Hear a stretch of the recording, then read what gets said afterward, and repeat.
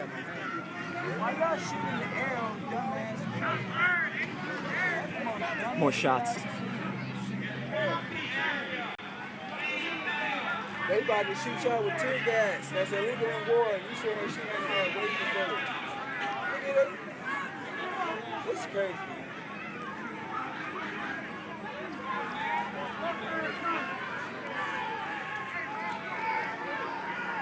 All right.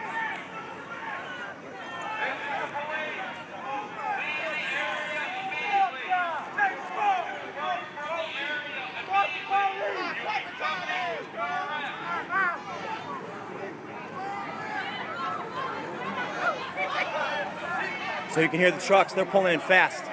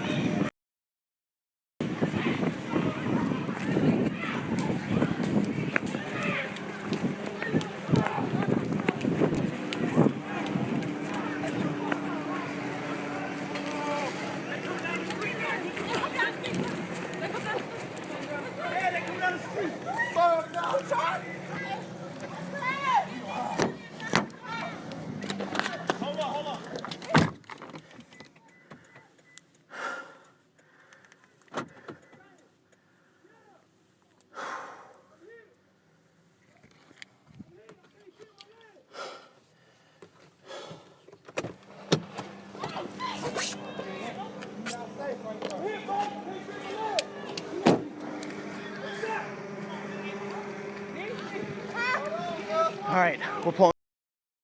Police are pulling in to the street that we're on. And I can saying that he's hit. He can't feel his leg.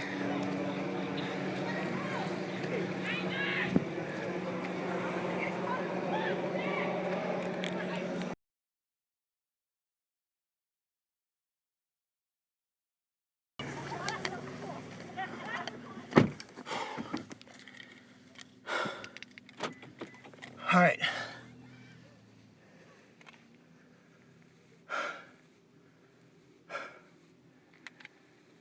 10:03 p.m. for those that are watching right now.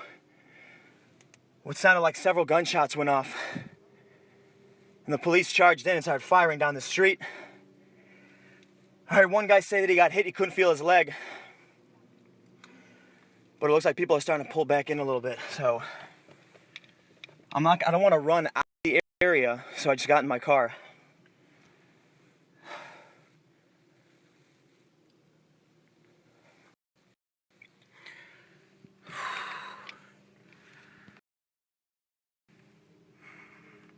Just a few minutes ago when those pops went off, it sounded like gunshots. Somebody next to me said, they got a gun. Why are they firing into the air? What a waste.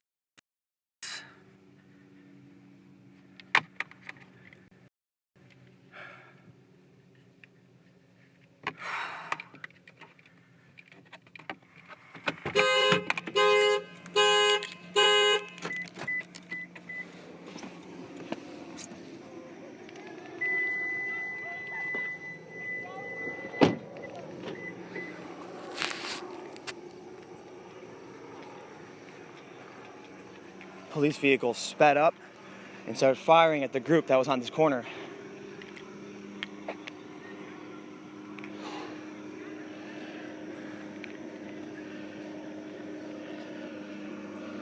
You see some people are walking forward with their hands on their heads.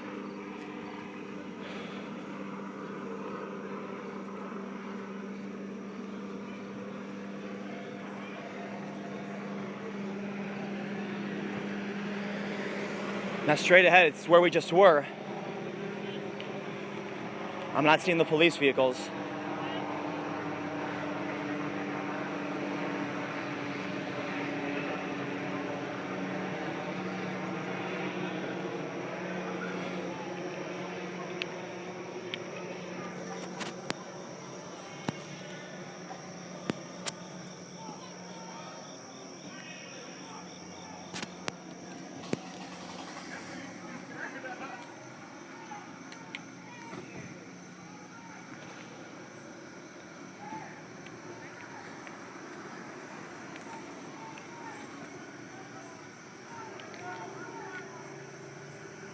Looks like people are starting to run again.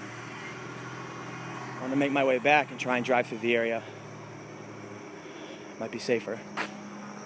Get out into the street and go find somewhere where most of the people have run off to.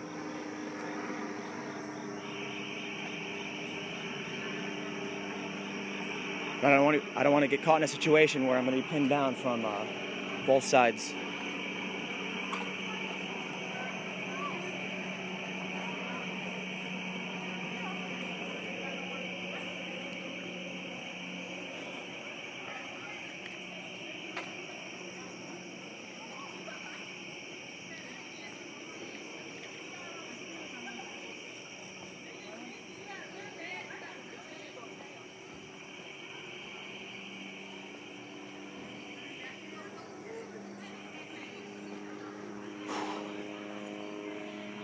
So if you're just tuning in, if you're not familiar with what's going on here in Ferguson, Missouri, the Michael Brown protests were just over a week ago. A teenager was killed by a police officer, and he was unarmed. So there's conflicting reports from the police and from eyewitnesses about what happened. The police have said that he went for the officer's gun, but the witnesses say he had his hands in the air and said, "Don't shoot."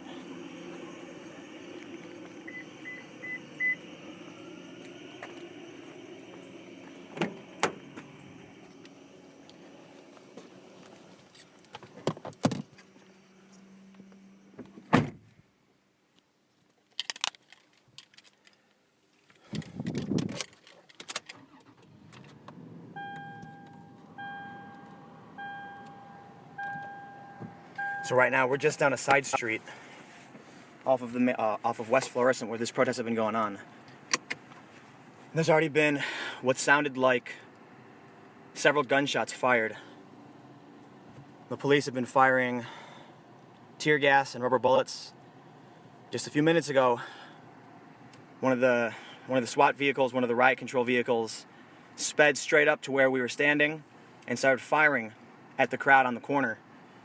A lot of people fled down the street, and they were saying that the police had been shooting down the street. One guy said, when his friends called him and said, "Run, let's get out of here," he said, "They hit me in my leg, I can't feel my leg." So there's, some people are walking away, some people are walking towards.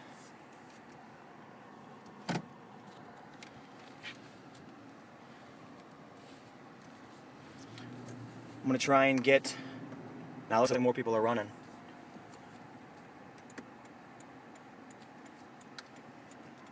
Cars are backing up fast.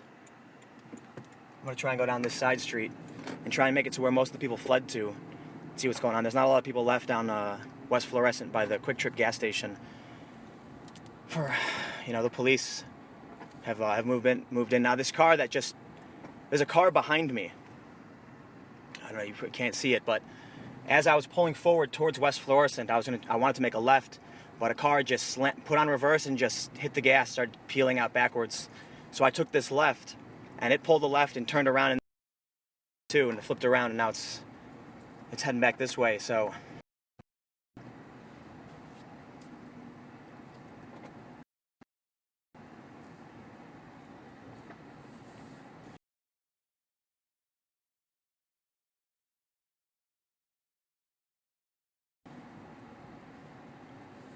right now I'm at Highmont.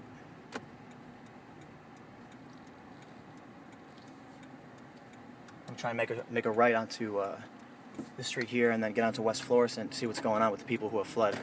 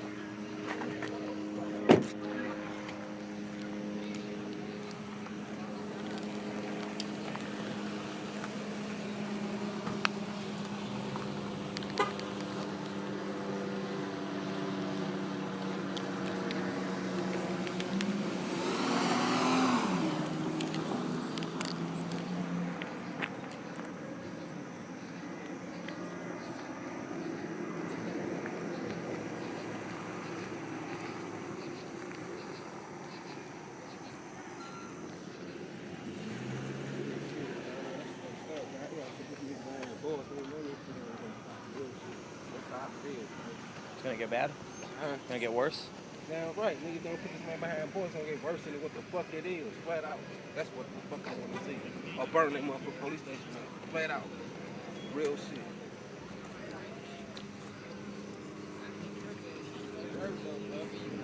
David, stop, baby.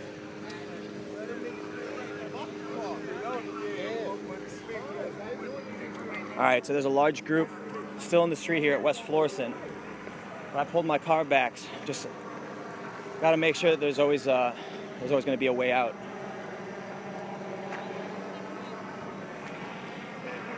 You know what happened with those gunshots?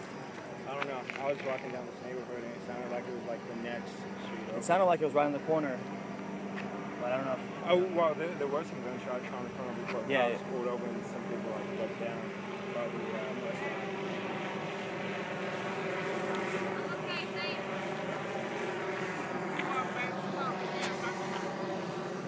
So even further down the street is still being, sort of blocked off because people have just been pushed down it by the police.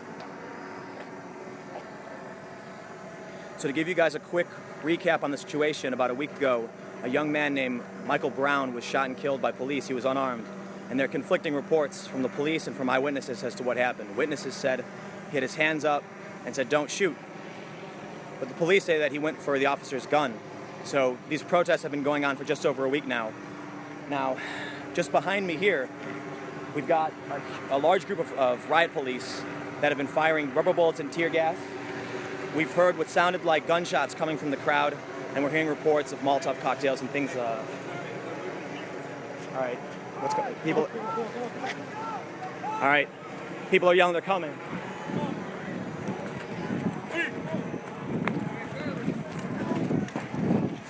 Bang. You hear the police shooting at him.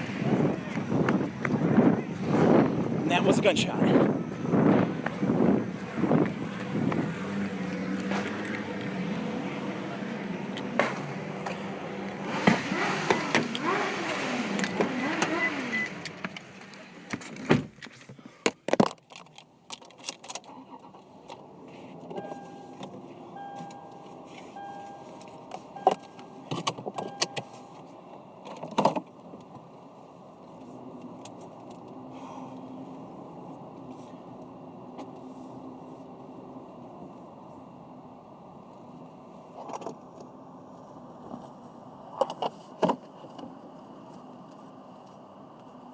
All right, so for those of you that are still listening, we got what sounds like a lot of live ammo and the police moving in. So I gotta make sure that I'm I've got a clear exit here.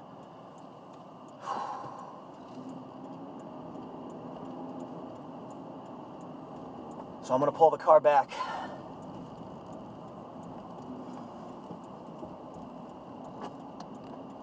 Just had the police spotlight on me.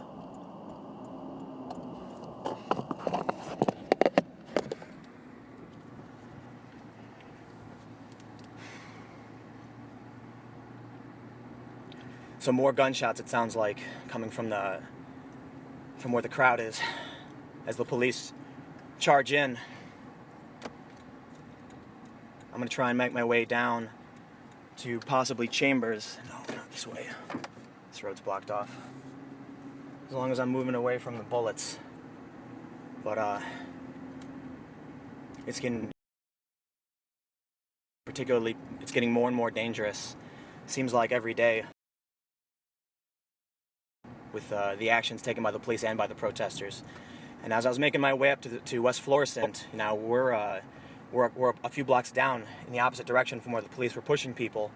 This guy, he says, it's not going to stop until they arrest this guy or station down.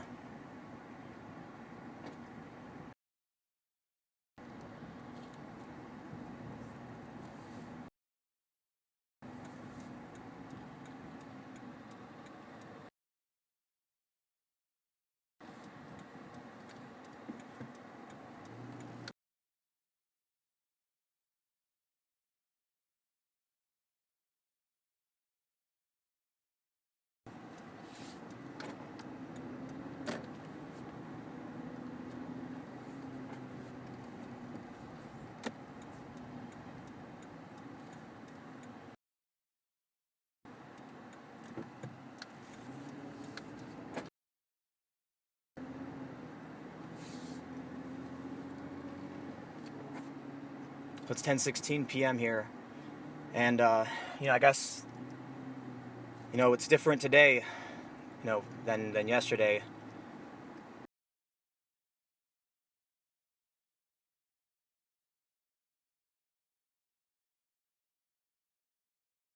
Straight in and firing rubber bullets into the crowd.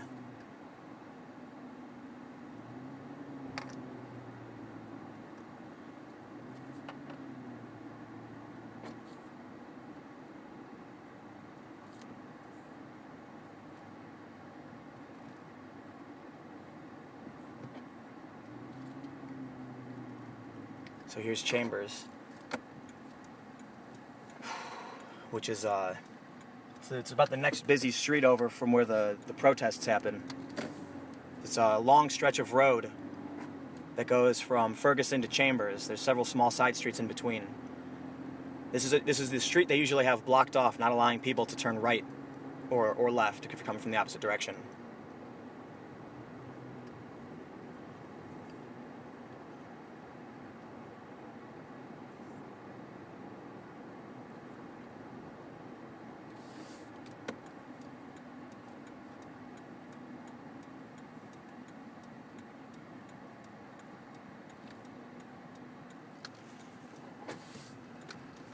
It used to be you had to go all the way around. It's hard for me to see it. So they don't know the back ways, or they just don't bother to close it? I don't know. You gotta ask those people that's quote unquote in charge. Excuse me, Karen. So we tried to get into Ferguson from the regular way, but cops were blocking off all the entrance points from pretty far out. And Cortez directed us on how to get here from the back ways. Oh shit. That's motherfucking get home myself. There are choppers, and what Cortez tells us are drones. Man, you flying know over this our for heads. more than just me. Everybody knows it's a fucking drone out there. And we are also hearing some shots in the back. Hold on, sit back, John.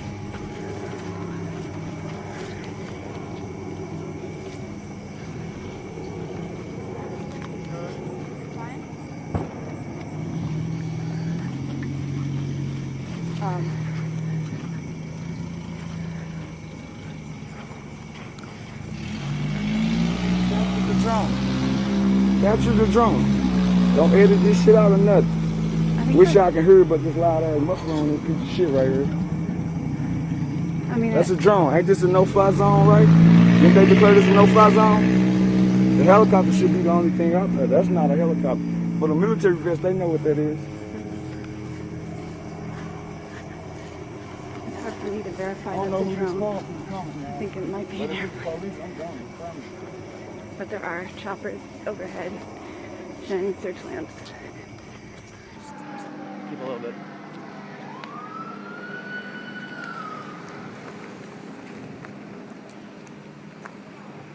I got it. My car's right here. Oh. You wanna? Is that your friend? Hey. So the police are pulling into this gas station, the Energy Express. Yeah.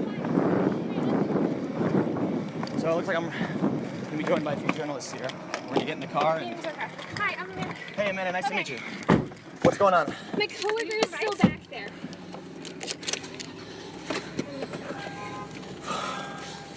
No, I'm in the car. And call the reporters. All right. Well, we should be a little bit safer than standing outside, but let's figure out what's going on first. Last time I heard she was near the front line, and now I'm really nervous. What's your name? Tim. Tim? Yeah. Tim. Pool. Pool? Tim Pool. I'm with Vice. With Vice. So- Oh my god, okay, hide. Just whatever you do. Are you okay? No. Oh my god, that is the least of your worries. Yes, go over to the police. Go to the police right now. Okay, bye. What? It's 10:30. Still 1.5 hours to curfew, so technically. Call me, make sure you guys safe. Give me a text. You know, so I do care about y'all. I hope y'all be okay. I mean, I know y'all gonna be okay. So we're just going. God got y'all back. We're just going I straight ahead. believe in God, America. Yes. All right. Thanks, Cortez.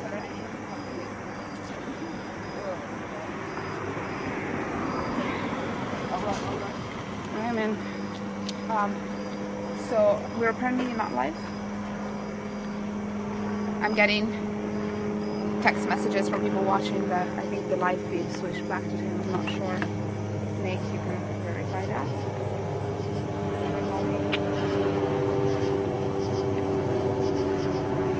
Yeah. You might be toggling or something.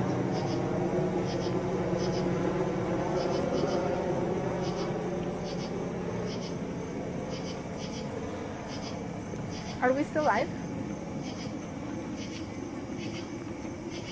Oh, okay, cool. Just making sure. We just, is that it? Cortez is had to run, but we're walking towards the main road and we'll all right, thanks. He has both lights open and he's switching back from one and the other. So we were supposed to meet by the Taco Bell, but when shots went fired, I just ran. And she was near the front line, and she literally just told me that she asked them for help, and they were pointing guns at her and said no. She's a journalist. St. Louis Public Radio. I'm scared. I think we're good for now. Are her calls dropping? Is that what's happening? Yeah, she's been Hanging up? yeah, she's been hanging up. Oh my god. All she was saying is like, I'm sorry. No.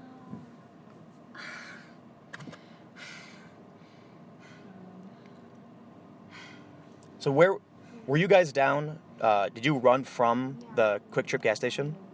Yeah, we started, the tear gas started over down near the market actually.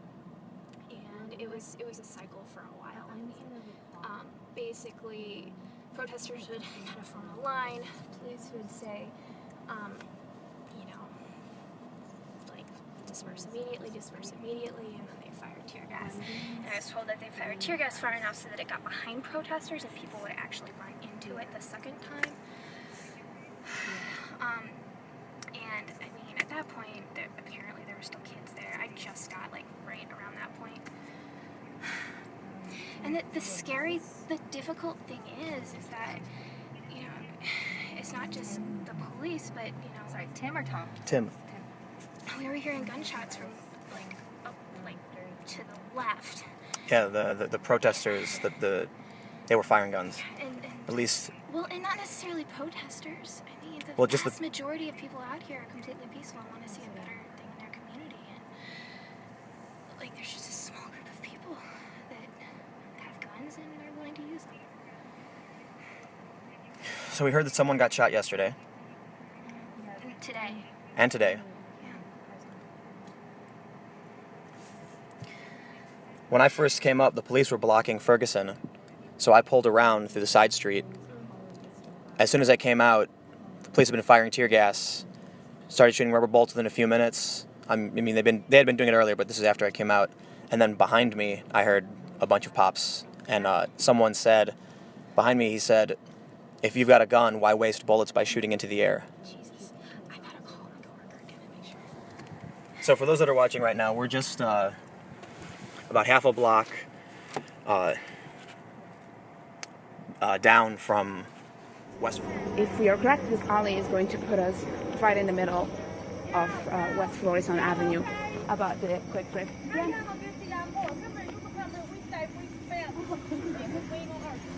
We're actually doing a live stream, so we're on the internet right now. We have people watching what's happening. Y'all hiding, y'all scared.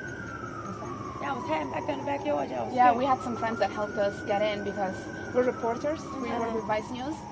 And we were trying to get in from the main roads, but police officers were blocking all the entrances. Oh, okay. So we had a friend that knows his way around. But and listen, once you get back here, once you go up there, they're going to pull assault rifles and stuff on you because you're not here, then you have to show an ID to show that you live here. Because they pulled assault rifles on me, and I've been living here 16 years. But I believe the curfew is not until midnight, right? It doesn't matter. They pulled them on me at 5:30 this afternoon. Right. And I recorded them. Where y'all parking? Where Where did y'all park it?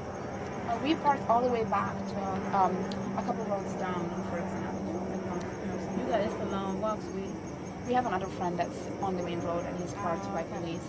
Okay. I believe he's parked somewhere near McDonald's. You know, we were here last night and we were trying to give people a sense of what's happening here, and we filmed for 2 or 3 hours maybe. But then when police got really close to the quick trip, they pushed all reporters back, so we weren't actually able to see what happened there. And then we heard somebody got shot. We heard there was several arrests, and so this time we figured we'd try to come in the back way and actually get closer and see what police are doing. So let me ask you this question. We doing all this reporting on the news and stuff, but what good is it gonna do with the community? Because right now the focus is on you had a white cop overkill and execute a black kid. Right. But the thing is, what we need to focus on how we gonna move forward and get all these kids educated on the same playing field throughout the world and rebuild this community, because this community is going down. I've been living here for 16 years. We've never had anything near like this. No, that's what I'm hearing from a lot of the people we've been talking to. We go around at night, but we also go around during the day and talk to people. Today we were at the event with my Brown's family. We talked to lots of families about how children are reacting to what's happening here, about what they think of this crazy mess that's taken over their neighborhood this week.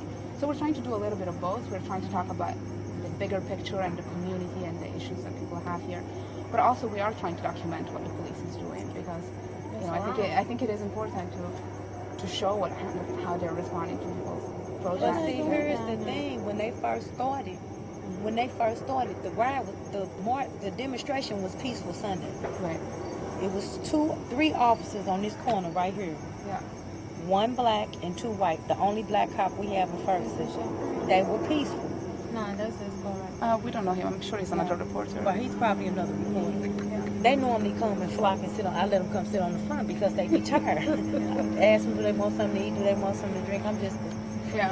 But anyway, they moved. The 2 St. Louis County came in, State Patrol and police from different municipalities. They come down the yellow line. The demonstrators moved to let them by. The St. Louis County cop came and whispered to the 2 white Ferguson police. They left the black one there by himself to direct traffic. Somebody driving down the street got him to safety. As soon as they got up there on the other side, they shot rubber bullets. They maced those kids and they put dogs on them. That's how the riot started. That's how the crowd got out of control. By the time the news got here, all they saw was kids out of control, throwing bottles and assaulting the police. So then the reason they assaulted and broke the Quick Trip is because Saturday the police said the boys stole some cigarettes out of Quick Trip, which is virtually impossible because they're behind the counter. Mm-hmm. They left those workers at Quick Trip, told them we can't get down there to help you. They left them in there. Quick Trip did not have to burn like that. The police were right there. We steady telling them, can't you get the fire department down here? The fire department came and everything. They would not let them put that fire out. Actually, they sat there and watched the kids loot all these stores, and they watched everything. They never moved until they hit that gun case in Walmart. By the time they got to Walmart, they had hit the gun case in Kmart. So now you want to act. Yeah. So, you provoke it and you started it. And it's just not fair to us that live in Ferguson because we haven't done anything to anybody. Right. They pulled an assault rifle on me and my 18-year-old son. I got off from work at 5 o'clock today. We were coming home. I abided by all your regulations, went all out of my way to get home. And this man is standing there with an assault rifle on me. And that's crazy. He said, hold your IDs out. I held my driver's license and my son's driver's license out of the window. And you still pulling an assault rifle on me? I've been living here for 16 years. I didn't steal anything. I didn't kill anybody. It's just not fair. And these property values are going down. Here they come. Look, here come that truck. They get ready to shoot. That's the truck. The truck shooting. Look.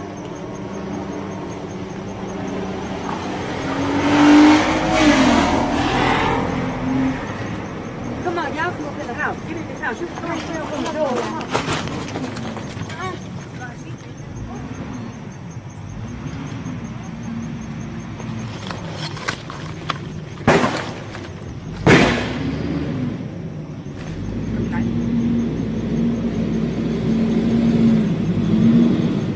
Yell press. Yell press. Yell that we're press. I gotta press. We're press. Journalists.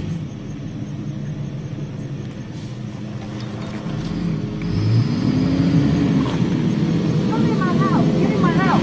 You can see it from my house. You can see it from my window. My window a picture window. Come in the house. No. Thank you. Get in here. This shit crazy.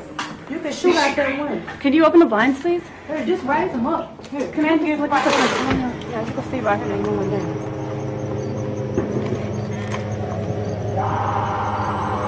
Look. Where? Look, they shooting at the phone. This is crazy.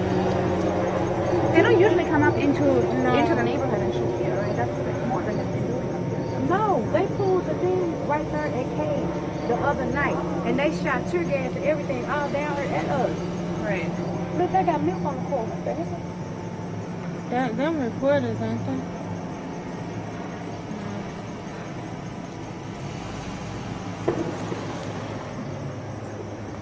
Okay. That was that smoke. Represents some Right smoke there. bombs. Right there. Y'all leaving? Guys, we may come back. Would you mind? Just knock on the door. Is that okay? Yeah. Because we have nowhere to run. Yeah, I mean, but you shouldn't, it's not that serious. You want to know, that nose is not that serious, baby. How much you get paid for that? Is that worth your life? It's not that serious. I know you like adventure and excited, but you right here in the middle of a war. These kids think they are at war.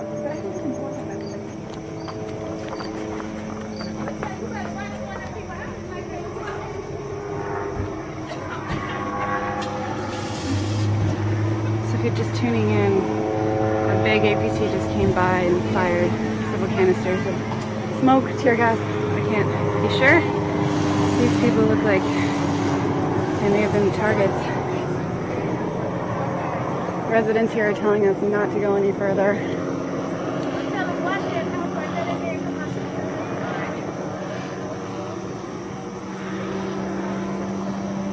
So these ladies were absolutely wonderful, quite concerned for us. They asked us how much we get paid to do this. And they offered their home should we need to get back. And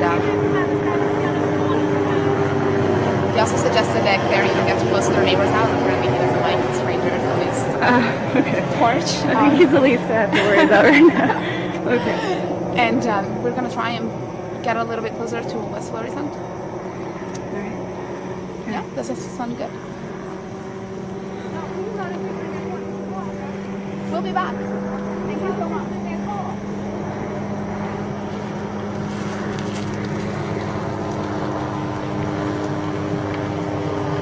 Alright, I just need you to yell press when we're in Island, okay? These are not cops? So at this point we're not seeing any police. They just pulled up here in a van a few minutes ago. Now we're seeing some protesters waiting, I guess. We're pretty much right across the street from the Quick Trip and quite close to West Florissant Avenue right now, which is the main avenue.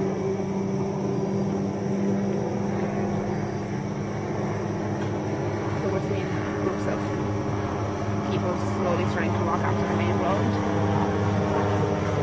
And we still have a police chopper flying around our heads. It'll be good enough to move.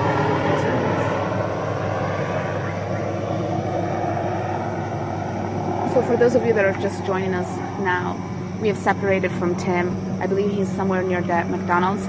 About 2.5 hours before curfew started tonight, we heard reports that police had started firing tear gas at protesters. And people are saying that was in response to protesters breaking the windows at McDonald's and throwing Molotov cocktails. We heard that at that time there were actually still a lot of people out, a lot of children in the street, and compared to, we can say the same thing, like in the past few nights we've seen a lot of people are out pretty much until midnight. I think we can approach. We can get closer. We can try and talk to them. Just let them know we're friendly.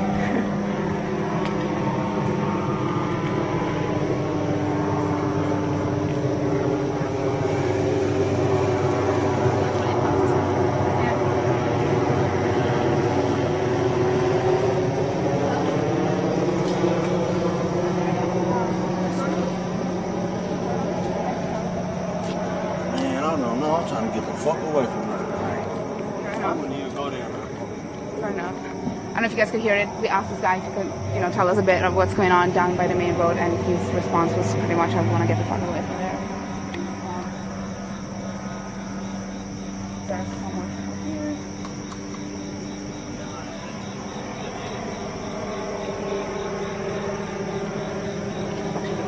Hi. Do you know what's going on down there? I mean, they just drove up and down the streets firing this as opposed to a scope.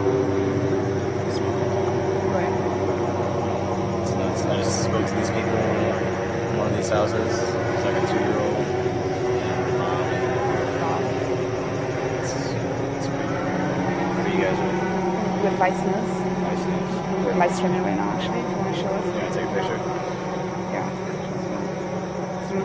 Can you ID that canister? No, I can't. I'm a reporter, so I have no idea. Yeah. Who do you work with? RFT. Local. Thank. Okay. Do you want me to keep the flash on? No, it's good. We got a rubber bullet too. You see that? Right, thanks. Show it to me. Mitch. Nice to meet you. Where are you parked, or how did you get in here? Park. Shit, down that street, I think, like a blonde building. Alright. So this is what they're firing. I don't know if this is a rubber bullet, but they were firing these things. How do you plan to get out of here? Are you planning to get out of here? Or you just waiting it out and going back to... I'm here with 2 of my other reporters. Yeah. So I just texted them to see where they're at, but if they don't respond, I guess I'll just wait around. Thank you. And these guys, you talk to them, they're like, happy to talk? Oh yeah, that's the same. Alright. Thank you so much for you.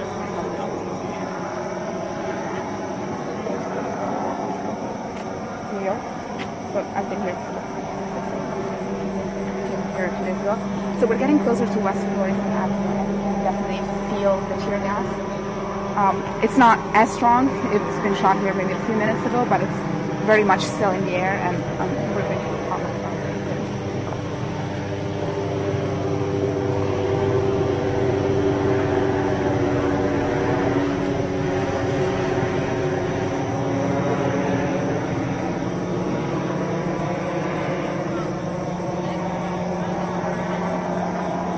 Actually,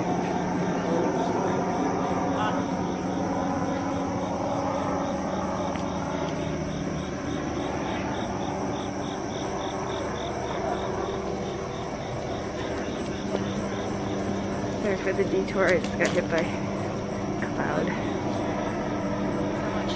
Can you tell us a little bit of what's been going on here? What are you guys doing here? How did the police respond? What's happening? The whole understanding of this, we just came out here just for the peace, just for Mike Brown. The whole understanding, our hands up, and by our hands being up, it's not after 12, and they want to swarm us in. I stay in Park Ridge. I was trying to get to the house. Right. I got hit in the head right here. What did you get hit with? I don't know. I rubber bullet or something. You thought? Yeah, and I got hit in the back. And I got hit in my back. Are you hurt? A little bit, just a little bit. And then it's like it was burning my eyes and all that stuff, and I'm trying to just get home. Right. I'm not trying to be in We this. unarmed. We peaceful. Hands up. We ain't got nothing And in our this hands. started around, long before curfew, right? So how did they all start? This started about 9 o'clock. I don't even know what's going on. I just got here about 9 o'clock, and I see everybody coming this way. I'm just figuring that they're trying to just get us out of here. They don't want to talk to us. Ain't nobody on camera or nothing. Just us on camera. They're not showing what they're doing. Police brutality. You know what I'm saying? It's in the neighborhood. This residential now. They're in the residential area now. This protest is over here on West Florissant, but now it's spreading out to West residential. They're coming through here. You didn't see that? Yeah, no, we've definitely seen that. We've been here for the past few days. So are you guys planning on trying to leave, or what are you trying to do now? Yeah, I'm trying to get back to my house where I stay at, but at the same time, it's so hard for me to get there. And as soon as I was trying to get there, my eyes started burning, so I had to turn around and come back the opposite way. Right. So what do people do when you're really far away from your car or your house? Do you just try and go hide somewhere? What's your... Yeah, we try to stay in cover and stay away from the danger, Yeah. so we can be able to go back to where we need to go. But it seems like I can't go back because they is right there and they stopping me from going. Right. And I gotta find a different route to go back to Park Ridge, Right. and they're just right there. And I've been trying to get back for like an hour and a half, and I cannot go through. And I'm just with peace and trying to go home. So And are people just going back into West Florissant Avenue at all, or they just come on into the neighborhoods and stay here? Are there any people left on the main road other than police? No, ain't nobody on the main road but the police who are still this road. Pretty strong. We just got another whiff of tear gas. Do you guys know any guys as well? Yeah. All of us out here together. I'm hurt. Would it be different? We come with our AKs. You know what I'm saying? We come with weapons. We can overpower them. They just don't know. They starting a war here. That's the only. It's gonna go down like that. If they just go on about their business, next thing you know, they get overpowered. It's just too many people out here. So they come with this tear gas or whatever. That's the wrong thing. What do you think about the curfew and the emergency? What was it? I'm not for the curfew. You know, we all grown here. We go in when we want to. It's just the looters that messed it up. That's the only thing. If it wasn't for the looters, they wouldn't have no problem with us. I guess that's the only thing. It's just the looters. You know what I mean? Right. But are there any meetings out tonight? Huh? Are there any meetings out tonight? Do you know? I sure it is. Yeah. They've been here every night. I sure there is looters here. We can't make them stay home. Well, we can only try, you know, divert their attention to somewhere else. On the looters, that's practically, basically, probably cause it. I'm not sure. They're doing the wrong thing. They try to really start a war. Right. So I'm just figuring probably the next night, you know what I'm saying, the next night or whatever, they probably end up getting theirs. AKs, we got AKs out here. It's guns, grenades, everything out here on the street. I'm just saying. You think people would actually do that? They ain't scared of them. We ain't scared of the police. They're human like you and me. They bleed like you and me. They just behind protective gear. That's the only thing. This protective gear out here too. It's all out here. I know it. I'm like, wow. I don't know if you guys could catch the last bit of his sentence because he was walking away, but he just said, "I'm Mike Brown," which is one of the things a lot of protesters have been saying in the past few days. They're all identifying Mike Brown. This is their story. A lot of them have had the same experience.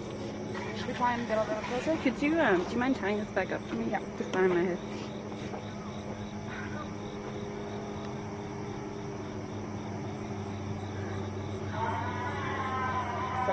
Okay, I think we gotta move. Huh?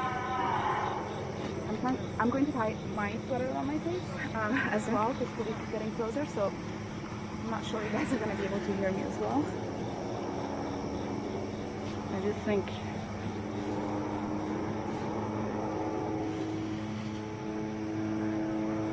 I don't know, Lisa, what do you think? Should we be in plain view or should we be ducking? Well, technically, it's not curfew yet, so we should be able to walk around the streets. Of course, nothing is quite normal in Ferguson anymore. You're not able to do the things you should be able to do. My sense yesterday was that police was told to really try and let the press operate. The first night I was here, on Wednesday night, they were tear gassing and shooting at pretty much anything that moved, including press. They got a lot of backlash because of that, and then since then they, after they promised a more gentle approach and they promised to stand off a little bit, they've also tried to appease the press. Although that's been a little frustrating last night, for instance, when, all the press was pretty much pushed back to an area with police quite far from where protesters and police were meeting. So most of us were not really able to see what was going on at that point, which is why Claire and I decided to come in from the back ways tonight. I think it's worth getting a little bit closer and seeing what's up. From where we are right now, we can't see any protesters on the main road, or any police for that matter, but I'm assuming they're right behind the corner.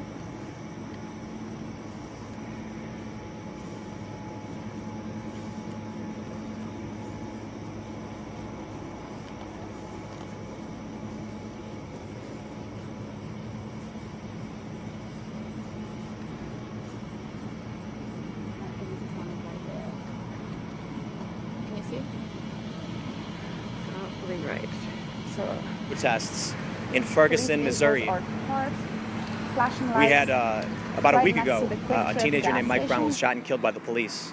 Now, the police are saying that he reached for the officer's gun. The witnesses are saying that Mike Brown had his hands in the air and he said, "Don't shoot," and the police killed him. But, from all this protest sprang up, there was even rioting and looting. A gas station got burned down, and the police came in with fairly heavy tactics. So, You know, immediately following the first night or so, there were peaceful protests, or at least attempts at peaceful protests, and the police still came out with very, very heavy force. You know, very similar to what we're seeing right now. Now, a few days ago, there was a press conference held where the governor, the mayor, they announced that they were going to be handing over control of the operation to Captain Ronald Johnson of State Troopers. He said that there was going to be a change in tactics, things would be different. And after that, we saw one day where this protest looked more like a block party. You know, people were angry and they were calling for justice, but it was more upbeat. There was music, there was chanting, there were people were guiding traffic through the street. But it only lasted for one day. The next day, the police threw tear gas into the crowd. Not sure exactly what started it, if it was the police. All we really know is the tear gas sort of set off the protesters. And the police then came up to Ferguson and West Florissant and formed a line. And this just went to, further antagonize the protesters here, who immediately formed a line and started chanting, "Hands up, don't shoot." But it only took a few minutes after that before we saw the group start looting. And since then, a state of emergency has been issued. This was yesterday, and a curfew from midnight to 5. And I've got a group of locals here yelling at these police. The police saying, "Don't come in or you'll be arrested."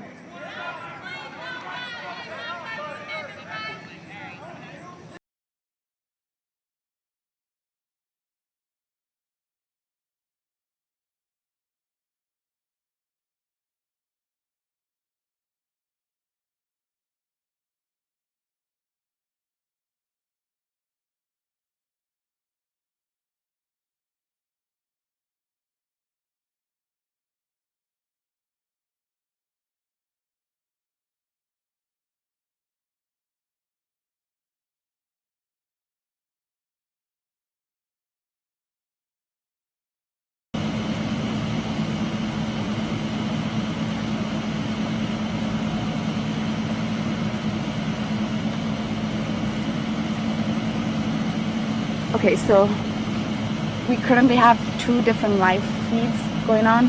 We're here on a back street that's getting right up to the Quick Trip, the gas station. That's been the flashpoint of the protests over the last week. And then I believe Tim is still somewhere near the McDonald's. So hopefully you guys have been able to follow him as well. For those of you that are just joining us, this is Alicia, and Claire is here with me. We decided to come in from a back road today because yesterday, well, first of all, because police blocked off all the main access points, and also because yesterday police pushed all reporters up to one side of the road, and we weren't really able to get close to the action and where police met protesters. We are now seeing one man walking on the main road, but he doesn't seem to be walking towards police, even though they're telling him to get out of here. There are also a few cars pulling up here and turning around.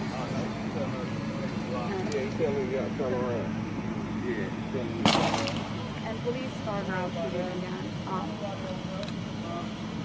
And I also want to make clear, a lot of the people that live here have expressed to us their frustration in the last few days. Once police block the road and once police start shooting, they just can't get home. This actually happened to me and some protesters I was walking with on the first day. Police pushed us all the way, and we had to walk 2 hours to get back. People are telling this story actually kicked in, so a lot of people that might have been planning to go home on time for the curfew found themselves stuck outside.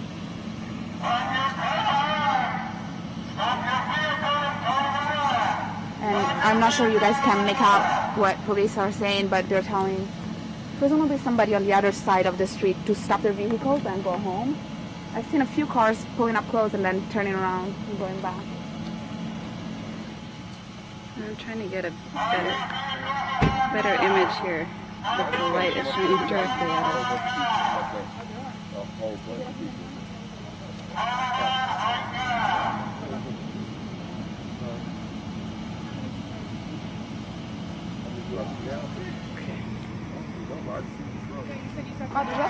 There's a lot of people up there. There's something in the middle of the road. I don't know if you can pick it up with the camera.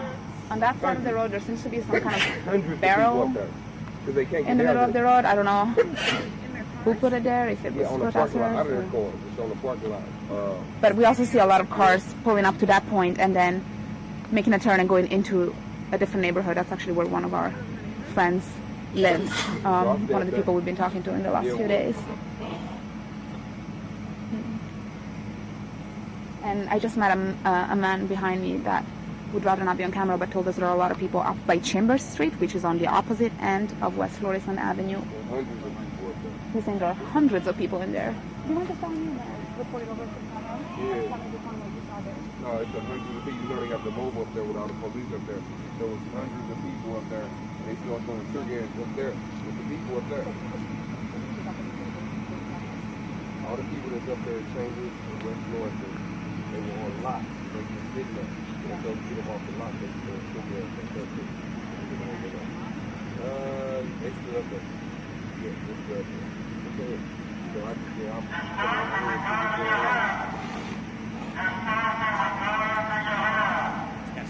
So I was just talking to this guy who told us earlier there were hundreds of people up by the gas station, not the Quick Trip gas station that Claire and I are standing next to, but the gas station on the opposite end of West Florissant. These people had locked up their arms and were basically blocking access to the gas station. So police came and dispersed them with tear gas. And I asked him if people are now gone, and he said a few have been trying to trickle back. That's maybe a 5-minute walk up the road in the direction that you guys are looking at. We're also seeing a couple more people, some walking on the street we're standing on, and one guy walking on the main street towards police, although he's still quite far.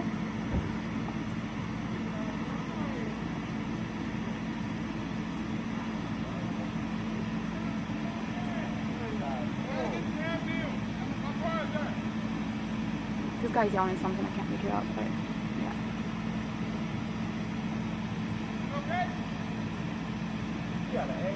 This guy is walking with his hands raised towards police, and he's asking, is it okay? I think he's asking for permission to get through.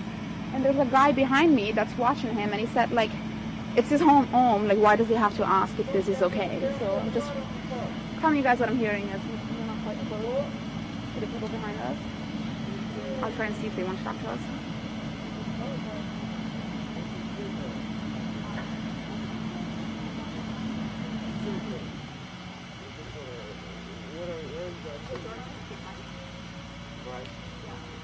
And we're actually doing a live stream.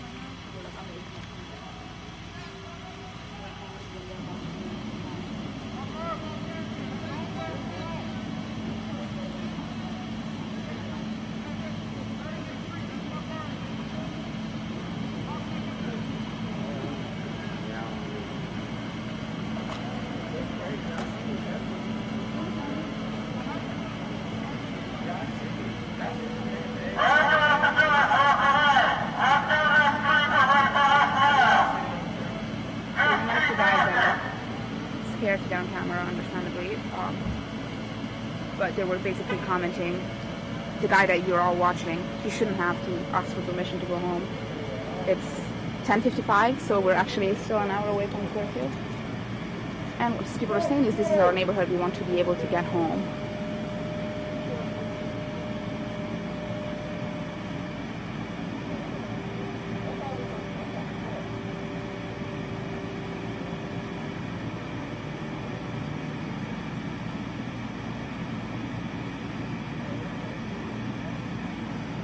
Is our feed okay in terms of audio? I'm trying to find out, because I keep getting texts from people that are saying that they can't hear us, but Nate says that they can, so.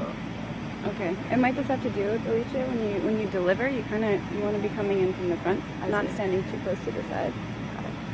Because it may cut out when it peaks. It's just a loud environment.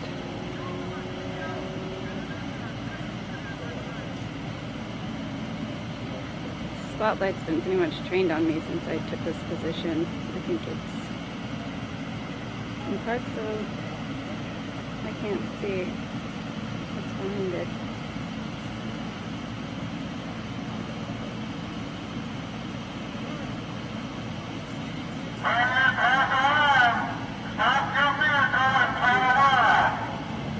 So police are telling people to go back to their vehicles.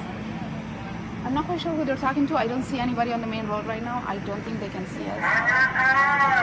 There are actually a few cars on that side of the street that are pulling up and then turning around, going back.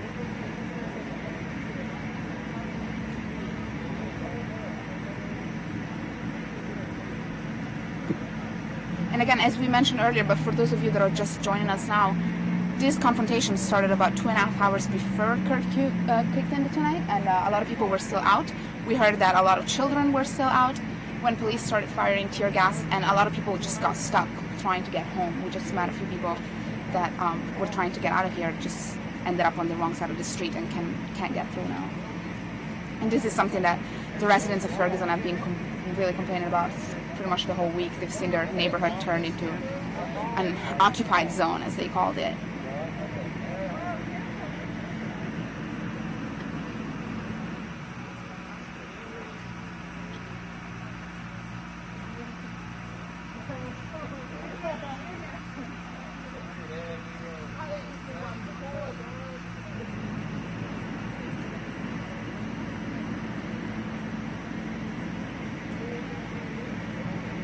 The curfew was announced yesterday. It was, the governor announced an emergency for the area around Ferguson and saying the curfew is going to hold from midnight until 5 a.m. He didn't give us a time frame of how many days this is going to last for.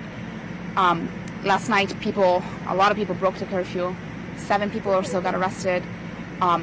Today, all of this happened before the curfew kicked in. Police yesterday said they would try to enforce the curfew without using tear gas, without shooting rubber bullets at people. They said they would try to talk to people and convince them to go home. And I'd say last night quite a few people did go home on time for the curfew. There were volunteers and peacekeepers that were walking around the neighborhood trying to convince people to get out, telling them, you know, we can come out tomorrow and show numbers tomorrow during the day. There are different ways to protest. And some of them were successful in getting people home, but there were still several people that stayed out and confronted police. All of this started tonight before the curfew.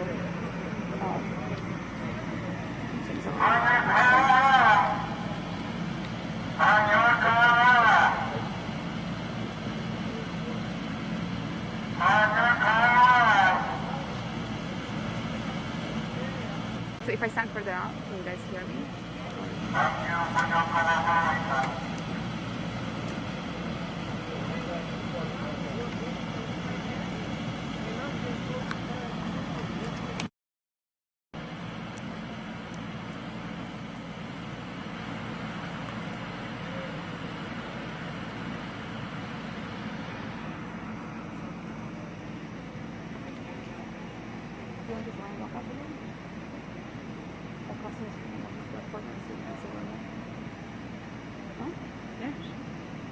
Okay, so we are going to try and cross the street. We're not on the main road, we're very close to it.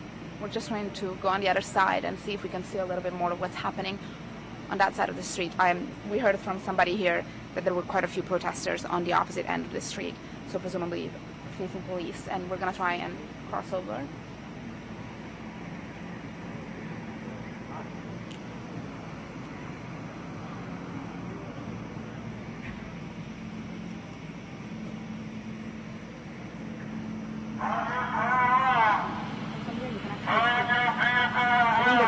Now they're telling us to turn around. There's, I can't count, but a lot of police officers behind the trucks here, and they're shining a light at us.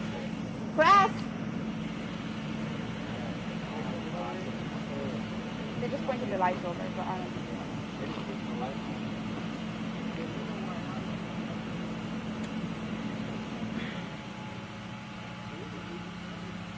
So there are a few police vehicles parked right next to the Quick Trip, and then behind them, it's very dark, I couldn't quite make out, but there are a lot of officers standing.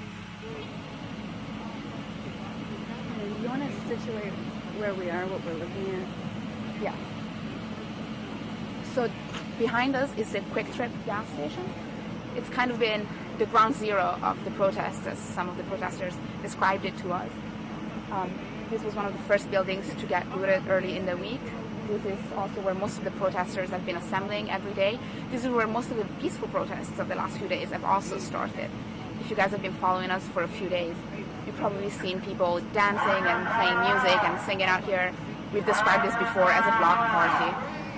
The atmosphere in the last couple of days has changed really quickly. There was a very peaceful, very large protest on Thursday night that went well into the morning. And then on Friday morning, police released the name of the officer involved in the shooting of Michael Brown, but also at the same time put out a report that's alleging Michael Brown was responsible for a robbery. That definitely did not please people around here. People said that they were trying to set him up. People that complained the police was guilty of character assassination, and a lot of them pledged to protest again. So that evening we saw more protests that started out peacefully, and then we saw a few incidents of people confronting police, not quite here, but further up the road, and then people coming in looting. Those people, we're told, were largely outsiders that don't come from this community. We actually met with a lot of people from around here who tried to stop them. Sorry, I'm laughing because a car that pulled up right behind us, people were just flipping off police from the windows, and they, turned around and left. But we have a couple other cars approaching, and the guys standing next to us are also flipping off police, but they don't want to be on camera, which I completely understand. Oh, can we see that? Do you want to be on camera or no? Yeah. All right. Can you tell us a little bit, where did you find this? We find this on the car. Actually, if you look at the car, you could tell it hit someone's car. And this is what they're shooting at us.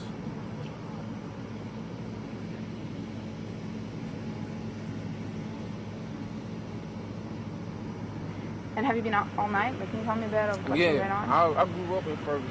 I've been a Ferguson resident for over 15 years. I was just telling them I still have a jaywalking ticket. They locked me up. I was in the 6th grade. For jaywalking? For jaywalking. And most of the back streets don't have sidewalks. You got locked up for jaywalking? Jaywalking. Wow. They had nothing else to charge me with. My mom, we went to court. They still tried to make us pay. And we refused to pay. Because if you guys provide sidewalks on some of these back streets, then maybe we can be able to walk on the sidewalk. You know what I'm saying? And it's just like ridiculous. Yeah. And I remember when we first moved out, Ferguson police, they beat my brother because they said he was in the park by himself and he wasn't supposed to be there. And they gave him a reason to do it. And it's just ridiculous. A lot of people are tired of Ferguson. A lot of people are tired of the abuse. The racist slurs they tell us. I don't know how many times I've been called the N-word by Ferguson Police Department. The lieutenant, who's still on the force right now. Yeah. And it's just crazy. So you guys are just at boiling point. Mm-hmm. What do you think is going to happen? Is this going to keep happening every day? They said the curfew is going to go on indefinitely. So. I can really see everything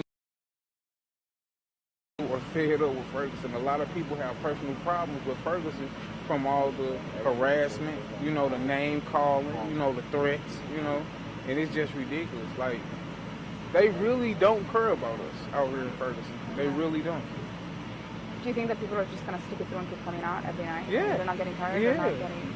People are willing to go to jail for this, just off the simple fact that they're tired of it. And everyone's feeling like this is the time to stand up.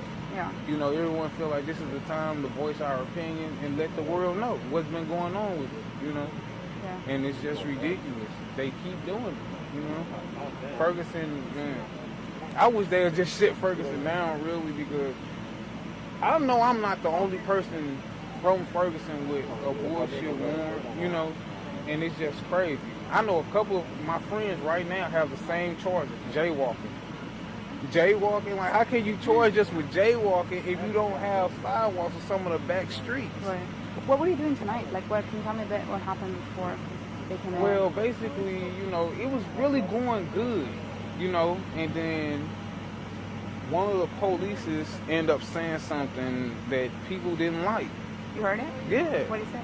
He said something like, stand back or I'll whoop your ass or something. They're not talking to us like we're humans. They're talking to us like we're animals. You see what they bring out for us, and we are regular citizens. And so, of course, everyone's going to stand up to it. And they said a couple cocktails were through, but look what you guys are shooting at us. You know what I'm saying? These are blowing up in people's faces. These are bleeding in people's eyes. You see the car, look what they did to someone's car. Right. Yeah, there's a car behind us that's covered in powder.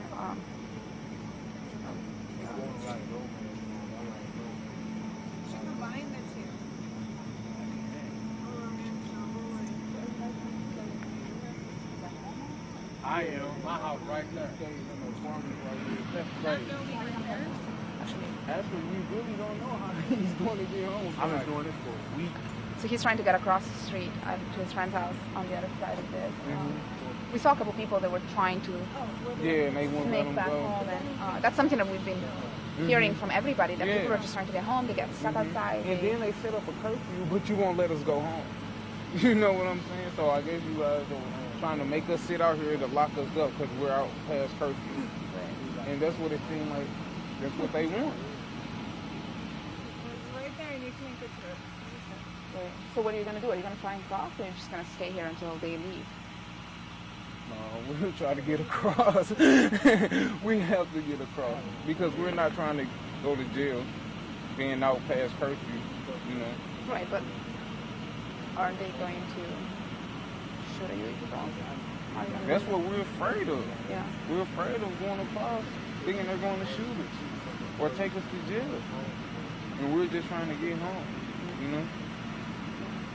So were you out here at the beginning, right, when this all started? We heard there were a lot of kids around, families and children. Yeah, it was a lot of things. You know, since today was one of the biggest.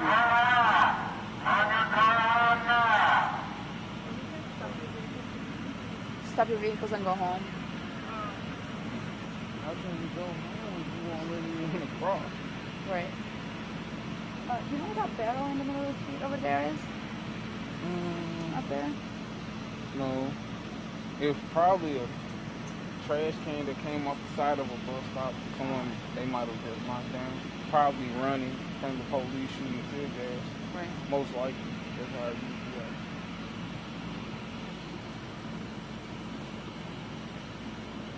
So if people try to cross and just hands up, trying to get across and I mean, I've seen a couple people run across. I mean, there's a guy standing right here, looks like he's trying to get across this way. But get all the way out. Yeah.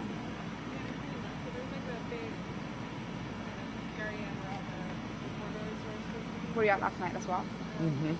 Yeah. But can you tell us a bit about what was going on last night? Last night was very peaceful too. You know, a lot of people really don't appreciate the curfew because they feel like we do have a right to protest and we do have a right to stand out here as long as we want. But mainly, I feel like God took control of the situation because it started raining too hard. So a lot of people did go home peacefully, and that's what I really enjoyed. You know, a lot of folks didn't go to jail or cause havoc. Yeah. And then the other night, I think it was the night someone supposed to have got shot out, and you know they started shooting tear gas. They started shooting tear. They lined up in the street, act like they were leaving, and started shooting tear gas off the back of the trucks. Well, off the back of the big RV. You know. That was yesterday night, right? No, this was the night before. Thursday night. Okay. And then they started shooting tear gas and. So how do we go from, I think it was Thursday night, or the first night after they announced that, they were going to change tactics and they were going to be gentler and sort of pull up a little bit. What happened then? When Chief Johnson was out, and he just made everything more secure, so everybody just felt like, okay, we're very secure, they're with us, they're, helping us, everyone feels the same way, and it was just so, it was a beautiful time, and everything was going smooth when Chief Johnson was out. But it seemed like every time the big guns come out, that's when things go bad. Because the people feel like, why are you bringing the big guns out if everything's peaceful? And when everything's peaceful, they turn it to havoc. They started by shooting these type of things at us, and then they expect us to just smile and go home with it. But it's still abuse in a way. It's like you have a control over us because you go off. Basically, the way they've been responding to protesters is what's making these protests last so long in the first place, right? Yep. I've heard from quite a few people that they're ready to go back to normal, they would like to. Yeah, I mean, I definitely am ready for the community to move on, but it has to start with the police.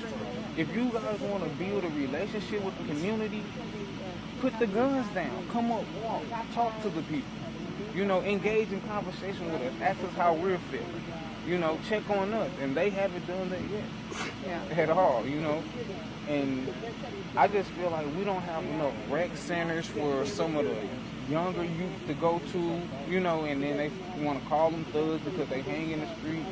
But you guys don't have any rec centers. You guys don't have any activities to give the youth. So they won't hang in the street, you know. And it's just like everyone's just tired. What do you think is going to come out of all this? Because a lot of people said, you know, it's not just protests anymore, it's a movement. Yeah, it's definitely starting a movement. to follow what's happening in Ferguson all across the country. So I feel like if America sticks with us, there will be change. You know, I feel like you have some good cops and you have some bad cops, but I think most of the good cops feel the same way. I think most of them do feel the people and feel the movement and realize that we are humans, you know, and we are ready to be normal and act like family and a community, you know. Like everyone said, this isn't a race thing. It's us against the police. That's exactly what it is. It's not a race thing. It's just America against the police. That's exactly what it is. And we feel like we don't have any voice here. No voice, especially in Ferguson. You have no voice. It's you against the police at all times. At all times. then we're hearing, you're saying it's not a race thing, but we're hearing that here in Ferguson, police is almost entirely I mean, white. It's not a race thing for us, like the movement, you know, but for us, with Ferguson, yes, it is a race thing. It definitely is. Ferguson has a lot of racist cops. And that's why when we first heard about the incident, we weren't surprised. You know, only thing we were surprised about because we thought it would have been happening, you know. And so when it did happen, like I said, everyone felt like, okay, this is the time to stand up. This is the time to move. You know, this is the time to be heard. And that's exactly how it should go.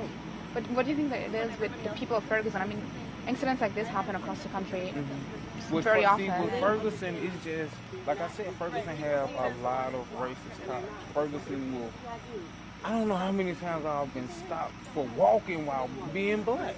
Like, it's true, it happens, you know, and a lot of people might think, oh, these people are going overboard. You will never know unless you live in Ferguson. You will never know unless you live here, you know. And even the 3 black cops on the Ferguson squad, they're racist to their own people. They will downgrade you faster than some of the white cops on Ferguson Police Department. You know, I know one of the black lady cops from Ferguson, she's just as ignorant as the rest. You know, you can't even talk to her because she's just as ignorant. And it's crazy because it's just like, wow, at least can we have one person to feel our pain, you know?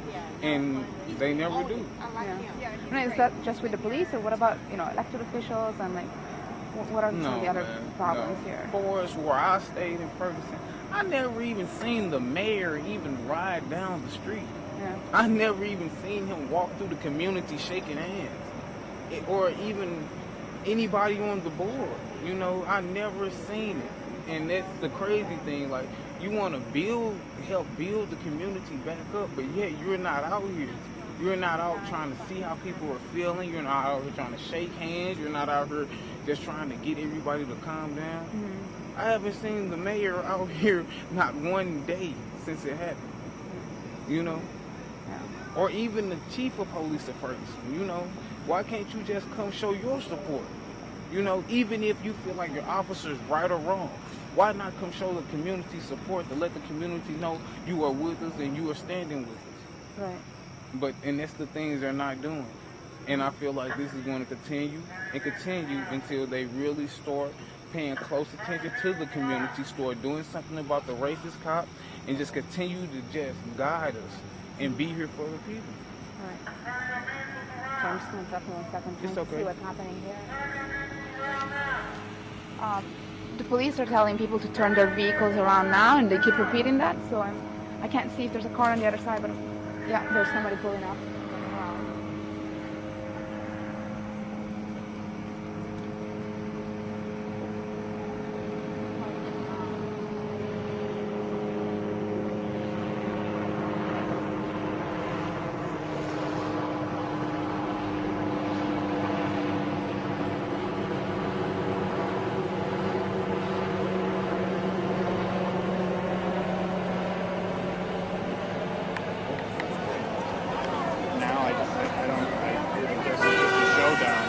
Yeah, I'm kind of confused as to, I know we're in Delwood and they had a 10 o'clock curfew last night, but I didn't hear anything about that tonight. So right now we're on the line at Delwood and Ferguson. So I'm not sure what's next. Yeah. This crowd looks like it might be a little, no, it's about the same size.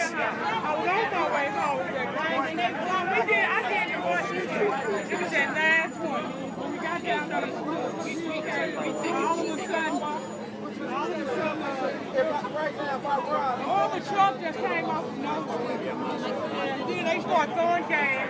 The girl got hit. With the kids that started y'all this time. It wasn't the kids. I was with them in the morning. And then when me and my daughter, after they started tripping, I'm on my way home. I couldn't even come down here. And I got too irritated. I tried to run.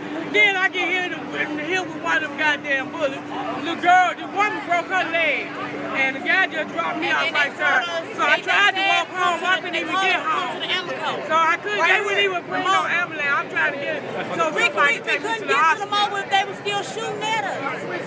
So we had news reporters and everything. They was with us too. It was journalists. It was news reporters. From the river group. Yeah. They got it. It's going to be all in the front time. She got hit by a rubber bullet ever since the second one broke her leg.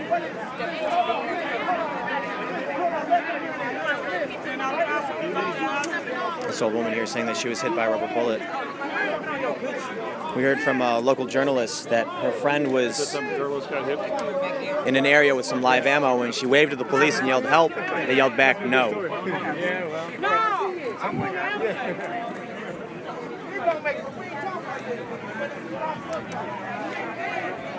So now we're hearing from this older woman who says that she couldn't get through. She was with journalists. They were firing at her. Hit a little girl in the leg, hit her in the leg. Now she's limping. And it looks like they're trying to get her some help.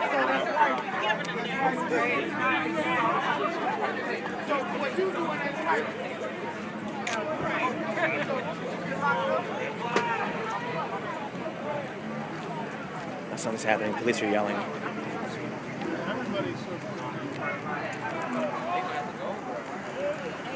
Looks like there's a group of people across the street.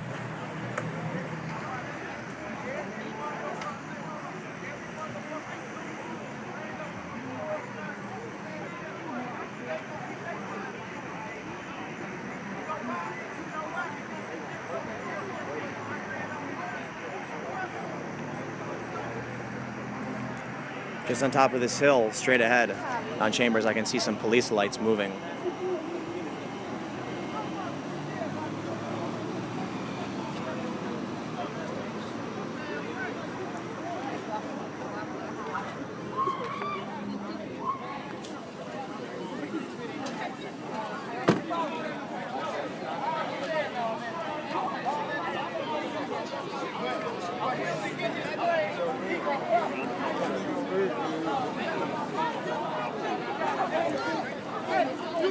So it's 11:20 p.m. and I'm here in Ferguson, Missouri, the site of the Michael Brown protests. I'm going to give you guys a quick recap of what's happened in the past week and what we're seeing today.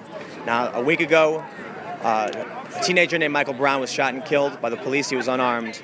That's not in dispute, but what is the account of what happened. Now, the police are saying that he reached for the officer's gun. What eyewitnesses say that he had his hands in the air and said, "Don't shoot." But he did end up getting shot. And he did die, and sparked protests. Multiple times he was shot. So these protests have been going on just over a week now. There's been, initially there was some looting. A gas station had been burned down.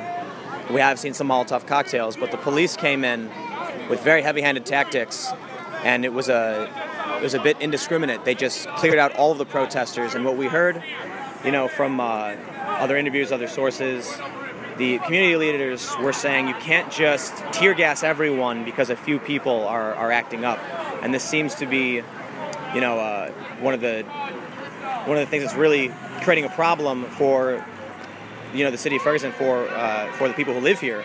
That there are protesters who are trying to be peaceful.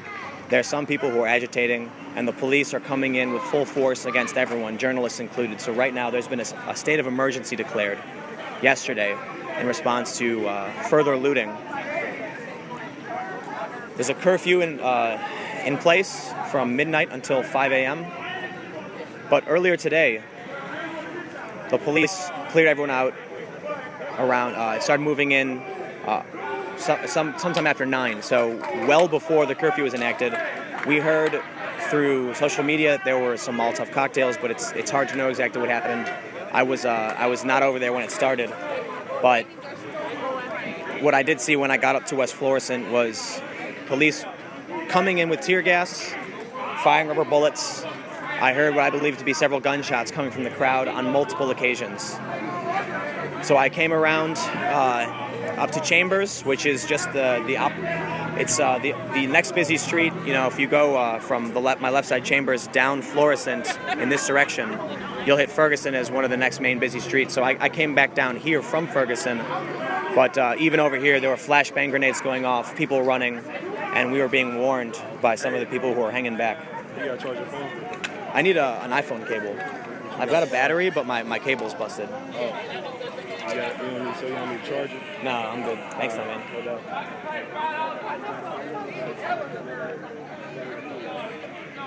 Where's he at?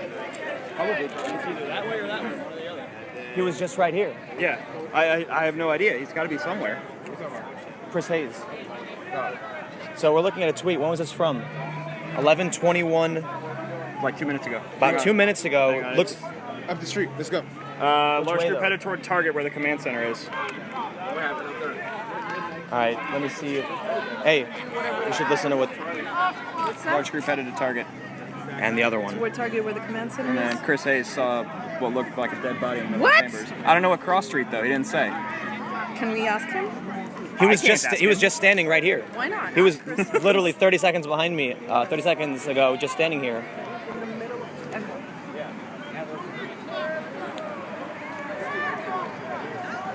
We're on Chambers right now.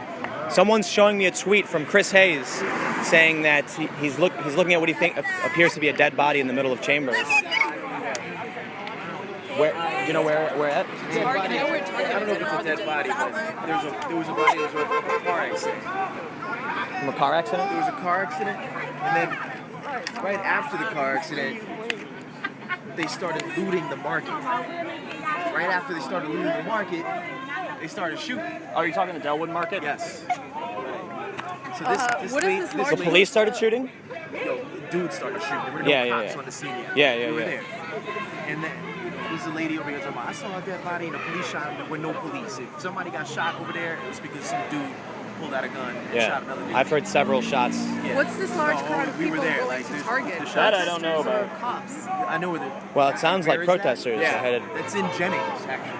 Should we go there? How far away is it? Exactly where we were set up on that. like- Let me. We should go back to where we were. I'll be right back. Don't leave it. People moving toward where we were. Did your buddy come back yet? Yeah, he just came up and asked you about the cable. You told Oh, me. he asked me if I needed a charger. I said I needed a cable, but he said Cable. an iPhone 5 cable. Yeah, you said you didn't need it. No, I need an iPhone 5 cable. You got one? Awesome, thanks, man. Thanks, dude. All right, so this guy's gonna get me an iPhone 5 cable, and I'm gonna go with some other journalists. So Target is that way, and there was the police truck thing, tank basically, drove that way a couple of minutes ago. Armored personnel. Basically, that's where they're spotlighting probably now. Semantics. Call it what it is. The protesters call them tanks. The police call them armored personnel carriers. We call them Trucks. Bunch of police just rocketed up Jennings Station Road. All right, so this guy's gonna grab me an iPhone 5 cable because mine's busted, and then, are you guys planning on heading down there? I suppose, yeah. All right. You guys have a car? I got a car. Yes. I figure out where to go. Yeah. Well,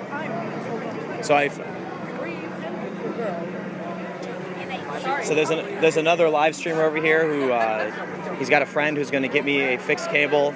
In the ensuing chaos, the end of my USB cable got bent, and now it's not holding it's not getting a charge through from my battery. But is anybody going to Target? We're gonna go there probably. And see yeah. what's going on. You walking or driving? Just We're gonna drive because it's. Can you wait? I want to go with you guys. Can you wait just for this guy to cross the street with the iPhone cable? Okay. Sure. Where's your car? My car's down this way. That way. Sorry?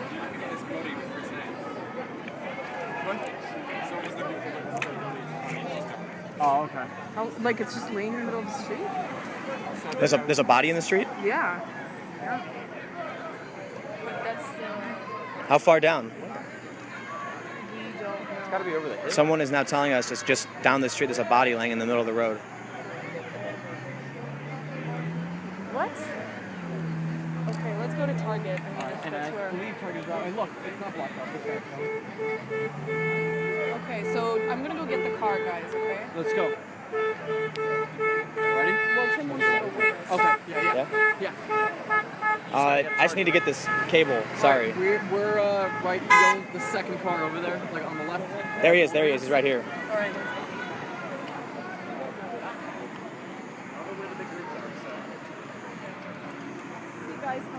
I owe you, man. I appreciate it. All right, I got a new cable. I'm gonna plug this in. Hopefully this solves my drain We problem. also have to figure out where we're all supposed to be in half an hour when the curfew begins, because I mean, not supposed to be, but.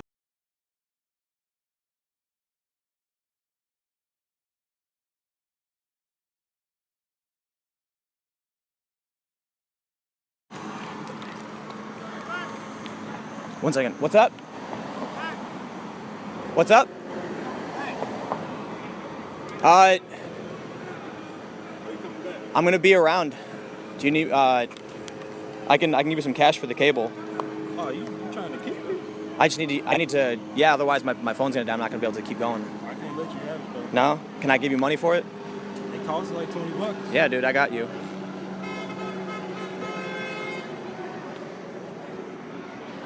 Here, this one works just not well. Is that good, man? Good, yeah, man, that's cool. It works, it's just not fast enough for me. All right, dude, I appreciate it. Stay safe.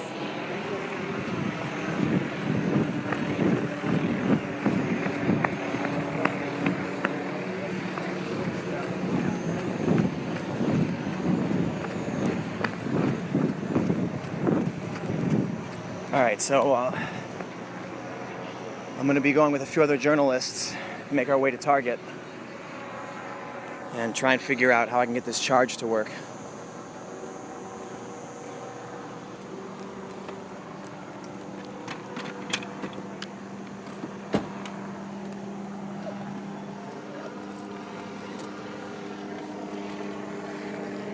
So we're here at the corner of Chambers and West Florissant.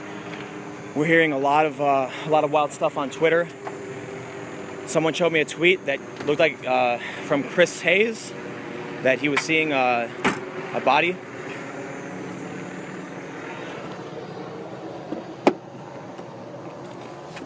In the middle of the road at Chambers.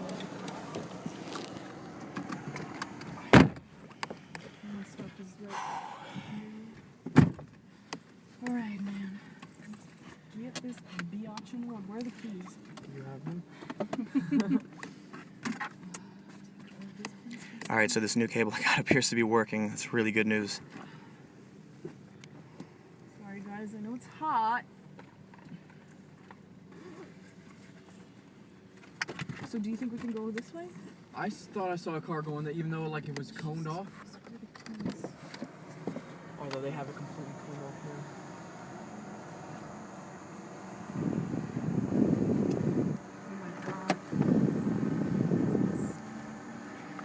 So we're gonna make our way to Target, right? Yeah. All right. You guys don't have any water, do you? Yeah, I do. Oh, fantastic. Thanks, man. I do have water myself, but it's back in my car, and things have been just a bit.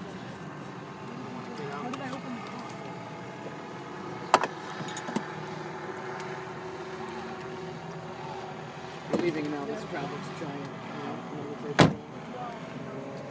They gotta fly.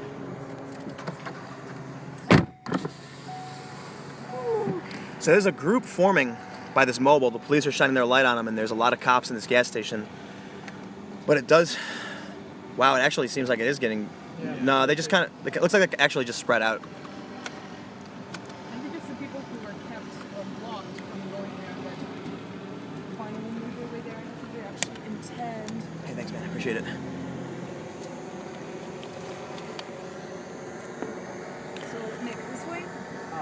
The Taco Bell, that one. That's the way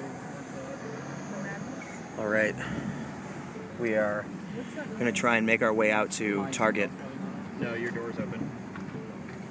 passenger side rear. Passenger side rear. Oh, mine. So all those things I said were wrong.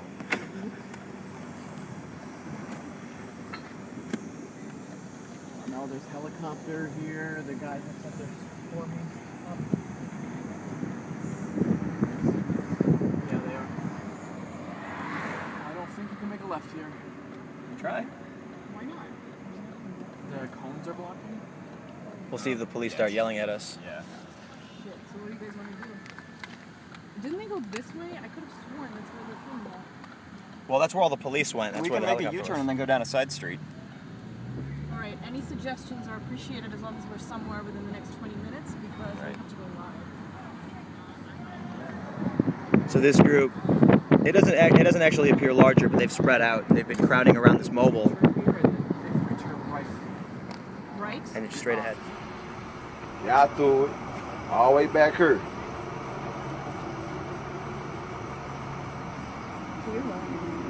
It's 11:30. It ain't curfew time. Just don't shoot. Just don't shoot.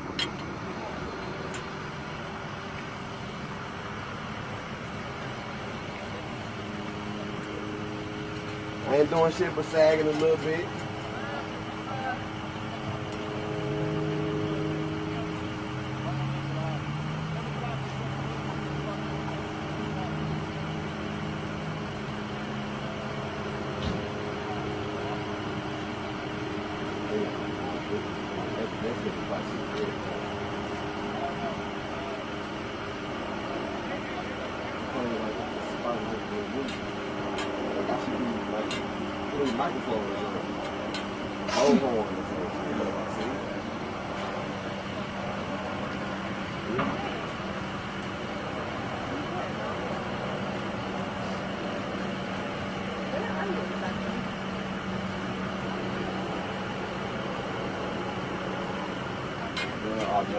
Y'all done? Okay.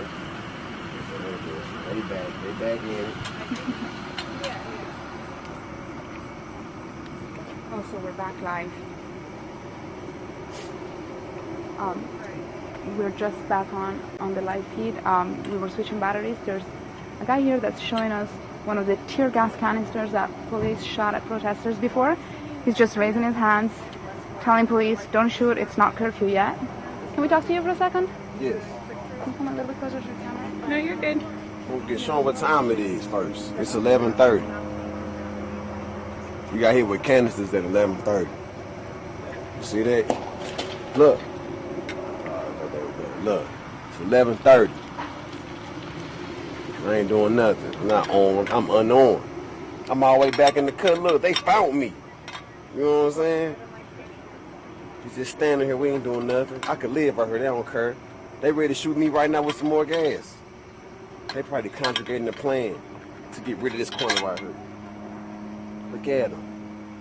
They got quick trip locked down. Locked down. This is army stuff. This is military tactics, man.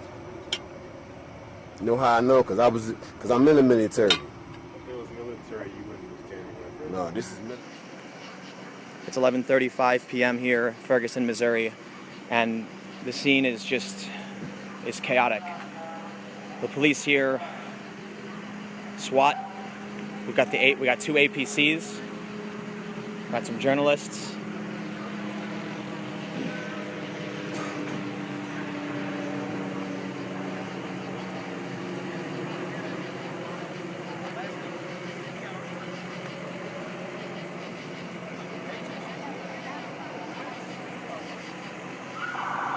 Well, I'm not sure what, if anything, is happening right now.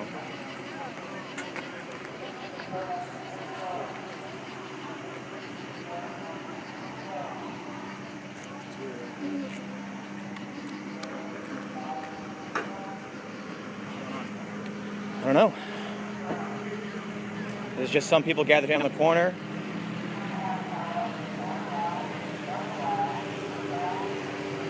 This might be where a lot of the protesters, or, you know,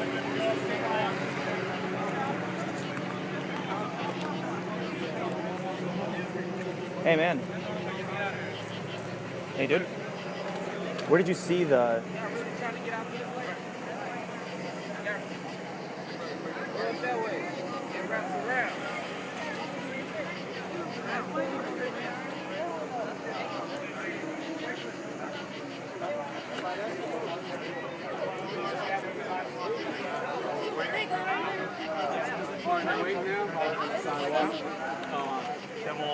Once the tow truck's done, they've already took some people down. So it looks like there might have been an accident. Yeah, I guess why not? Excuse me, officer. Do you know what happened here? A car accident. A car accident? We heard a ton of gunshots earlier, so you might be related to this. Okay. If you guys want to walk down, just cross the street and you can go down. If you guys want to go down the street, take that to Luke's and Hunt, make a right turn. Can we go down this road? Yes. As soon as they open it back up. Yeah. So just wait, just take it down to Halls Ferry, make a right. Luke's and Hunt, make another right. Some kind of like announcement where people can leave if they want to leave at around midnight when the curfew begins? What do you mean if they want to leave? You mean from the staging area?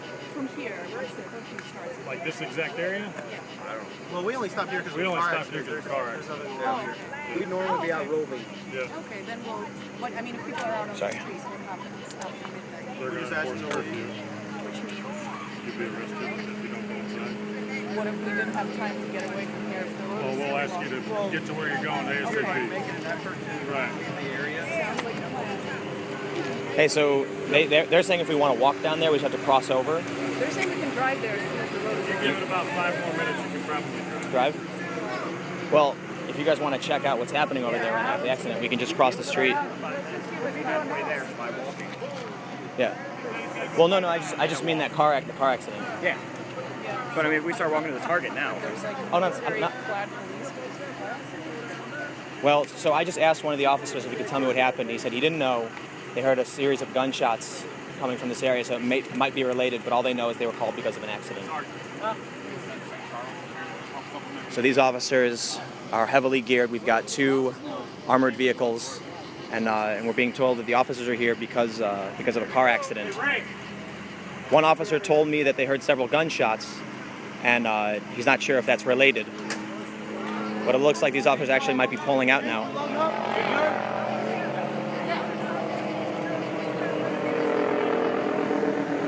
There's the police helicopter flying overhead.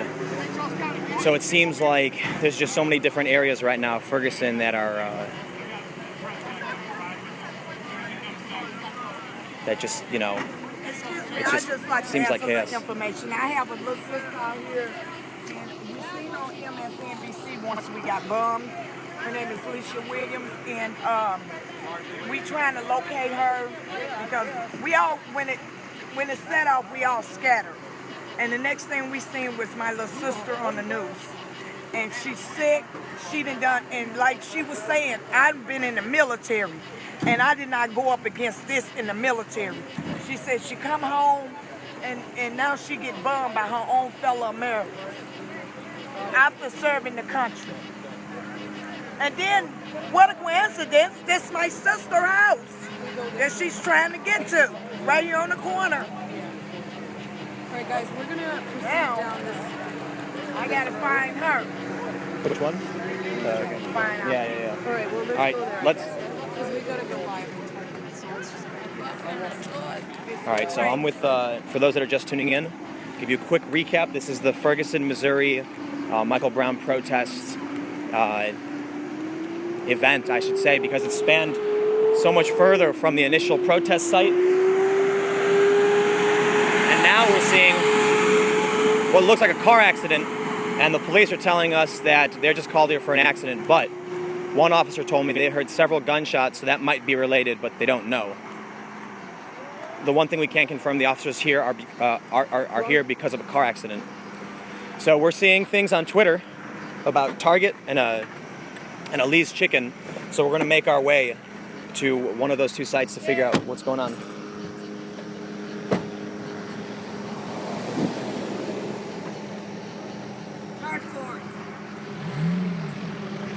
Thanks, man. No problem. Keep it going. Have a good one. So it looks like somebody just found me and got me some iPhone 5 cables.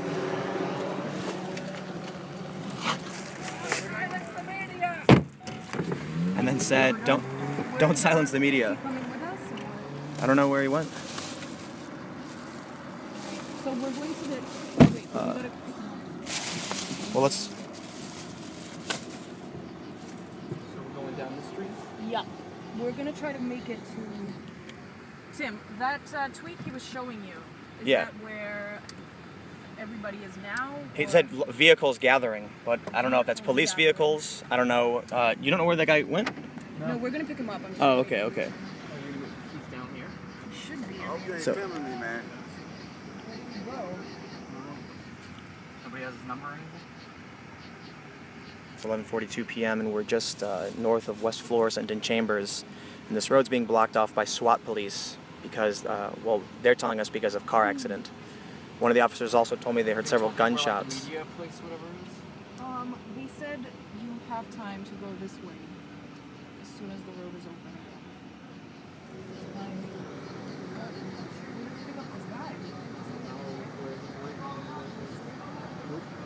Did he say he was going down? Excuse me, where is the media area or something? Where are the media allowed to be after curfew? I have no idea. Thank you. So there was I believe a teacher of some sort who was, but I think we lost him. Yeah, I don't see it.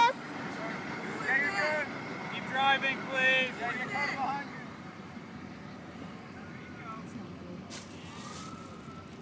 So it looks like we lost Chris.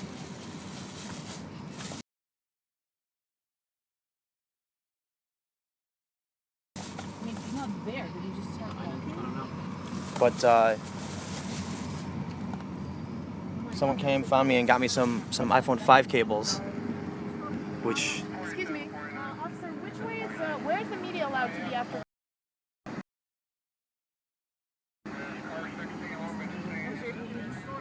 yeah, Chris was navigating. But he just disappeared. He's not there. He just disappeared. Yeah, I thought he was right next to us. So there's the National Lawyers Guild.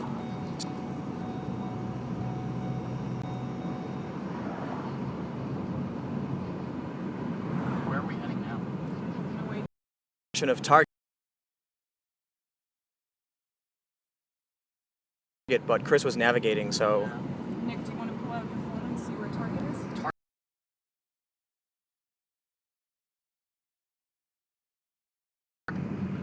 So there just looks like there are people from the protest all up and down this road, probably all over. Where's the Those that are watching, we're making our way to Target. We were just with a teacher who had come down with water and some kind of some other supplies, who was navigating for us, but we lost him back at the SWAT checkpoint. I'm gonna call Katie and ask her. Well, do you have her number? No.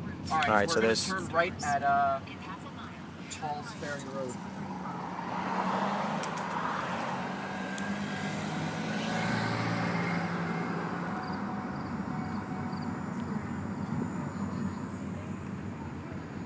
Sit around and everyone's getting.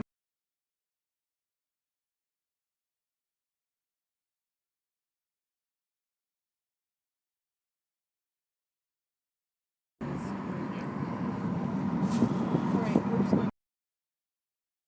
Yeah. It's 6 minutes away. Oh, yeah, I know where that's at. You have to go down.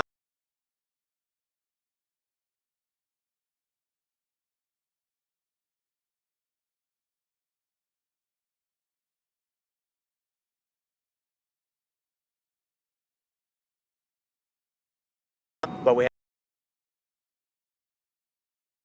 to make our way to the command. All right, so it looks like the police are blocking off these roads. No, this is a parking lot here. Okay, it was not a turn.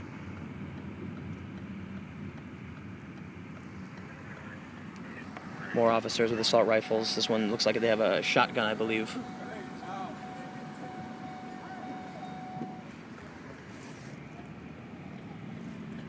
It's really strange that media are getting mixed messages about where it's safe to be once the curfew is imposed. We've asked where is it safe for the media, and we don't know. Our producer is texting us saying they're getting mixed messages as well.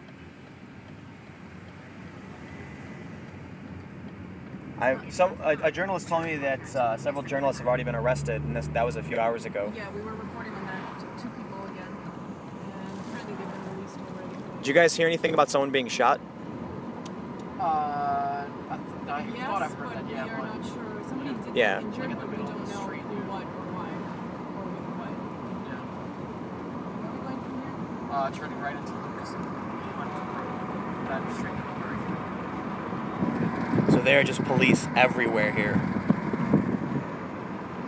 It looks like at that light. We're, maybe a half a mile away from the main protest site, and it seems like every half block, police out in the street, carrying guns, blocking off these roads that we need to use to get to... Jesus Christ, that guy has a rifle. Just pull down the window and ask. Excuse me, officer. Where is it safe for the media after the curfew? Come here. All right. Hi, officer. We're with the media, and we're just trying to find the area. Do you have your cards or anything? Sure, yeah. You're good. I see the camera. Yeah. All right. Right now, they're asking everybody to just come to the where they've been staging. Just the command post. Do you know where that's at? No. At the Target? Just straight down. It is at the Target. Okay. Yeah, just straight down here and turn right onto West Florissant? Yes. All right. Are we gonna? Is there any more roadblocks along the way? Are we gonna What's be? that? Are there any more roadblocks There along the should way? be. I think Okay. we're the last one. Okay, All right. Thank you so very much. Be careful, please. Thank you. All right, we gotta get there because we're going live in Yeah. 10 minutes. Yeah. Where did so straight and then Straight, but yeah, basically straight and then right. At this checkpoint, one of the officers has a rifle resting on top of his squad car aimed at the road. He's like, get over here. I'm like, Get what? over Me here, and there's a personally? guy holding a Yeah. rifle. I'm like, you want me to get out of the car? So for those that are watching, I'm with a few other journalists. We're making our way to the staging area. Curfew is about to begin in about 10 minutes. With a few other journalists from RT, baby. A few other journalists from RT who I'm hitching a ride with.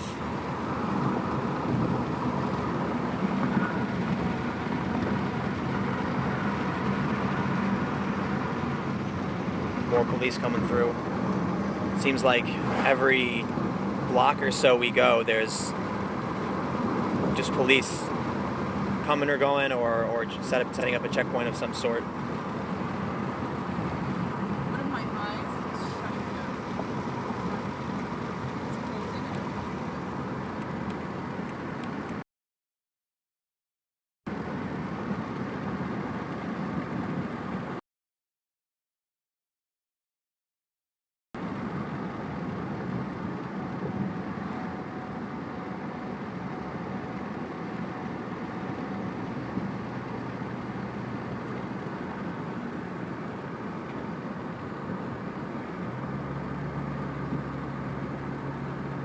Alright, so I can see more sirens up ahead.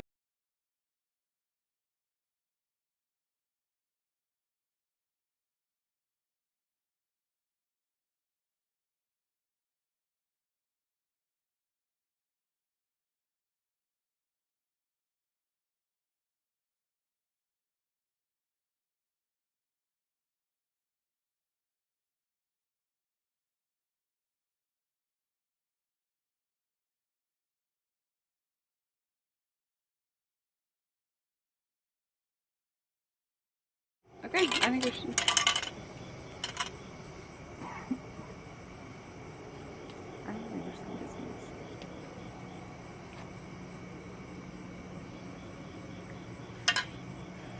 think they gonna clean up all these empty canisters? Or think we gonna clean them up? What you think? Volunteers are cleaning up, but they Volunteers gonna clean it up. Then they don't touch these, though. Okay. Well, I think maybe we should. Yeah, we should. That's how cold they are. Is that something? They're gonna make us clean it up. They ain't gonna even make it. They ain't gonna even ask to clean up. We so trained, we gonna clean up by ourselves. Okay, we have audio, we're back live. So we were just out for a couple minutes, we swapped the batteries, and in those couple minutes we saw a bus, presumably full of cops, pulling up next to the police line.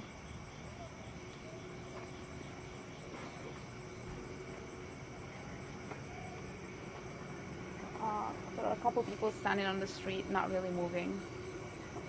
And also, it's about 5 minutes to curfew. Bless you. Should we go try and talk to the cops? No. Oh, boy. Guy standing next to us suggesting we don't. They're not going to allow you to get that close. Yeah. They've Still seen talk us. to us They've over been looking at us. loudspeakers, yeah. Yeah. Alicia, if you're comfortable, I'm comfortable. What's that? I said if you're comfortable, I'm comfortable. Sure. What should we ask them? If our friends can cross the street. Sure, actually. Well, they left, so we should ask if we can. Oh, okay. Except if we cross the street, then we're not going to be able to get back to the car, so we should decide if we want to cross the street. What time is it? It's 7 minutes to midnight, 11:53, so technically we're all still allowed to walk around. Technically, journalists should be allowed to walk around past curfew also. That's what we were told by the governor yesterday at the press conference. I see some movement over there. There's a police officer that's approached the bus. I don't know if the camera can stretch all the way there, but there's a red bus all the way at the end of the line. Okay. You know what that means? No, I think that's kind of one of these, marked What up with that, cuz?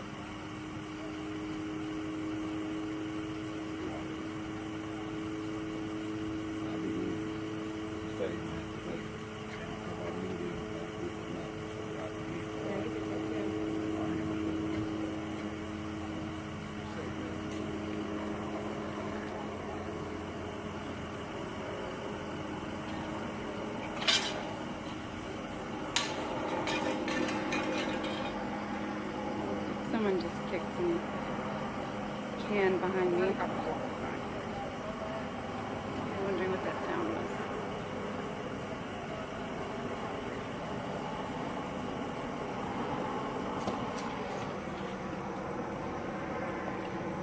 So I accidentally bit my nails after having held a tear gas canister.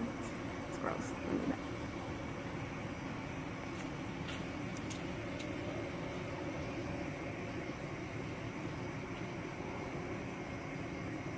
I'm just reading.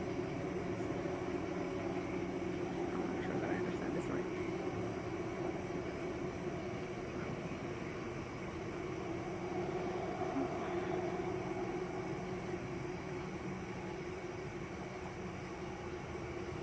Do we have contact with two? I don't know, I'm trying to find out, but I also don't know if we're in the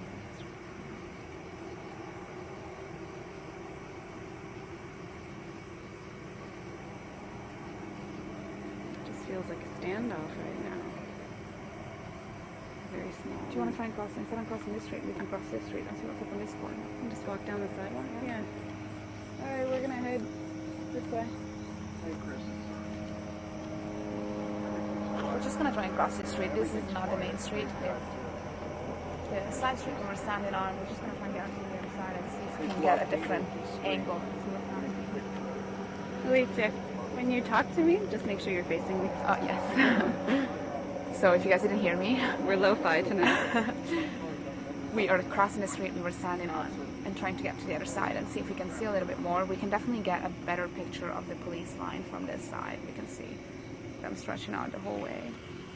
Yeah, they don't let me see much from this angle. Right now, I don't know. I'm getting a phone call. I'm getting a phone call. No shit. Maybe it's Cortez.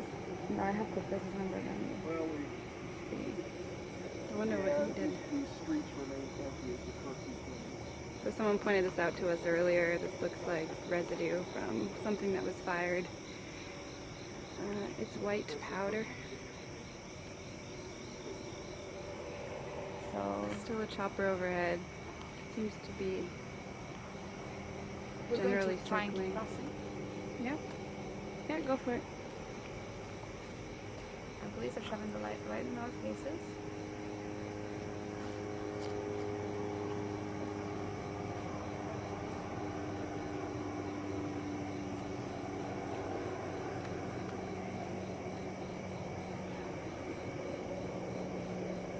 Overall, it's pretty empty out here. There are a few people left on this side street. I don't see anybody on the main street behind us on West Florissant Avenue. I do see a bunch of police officers in vehicles and also lines of police officers without vehicles behind them next to the Quick Trip gas station. And for those of you that are just joining us now, Claire and I separated from Tim, who's on the other side of this main road. We came in from a back street because most of the main access points to this area were closed. And Cortez, our friend from last night, helped us find our way here. We met a few people that were trying to get home. We're stuck outside because this confrontation started before the curfew. It's about midnight just now. This probably kicked off around 9:30. We heard reports that some protesters threw Molotov cocktails at police, and police immediately responded with tear gas. Even though it was still pretty early in the evening, there were a lot of people out. There were a lot of children and families out. And police told people to go home, but also blocked the street, so some people got stuck on the wrong side of the street. And they've been telling us this has been going on quite a bit in the past week. Police are not flashing lights in a different way than they have up until now. I'm not sure if that means anything. I'm not sure if they're flashing them at us and if they can see us. But I don't really see anybody else on this side of the street yet.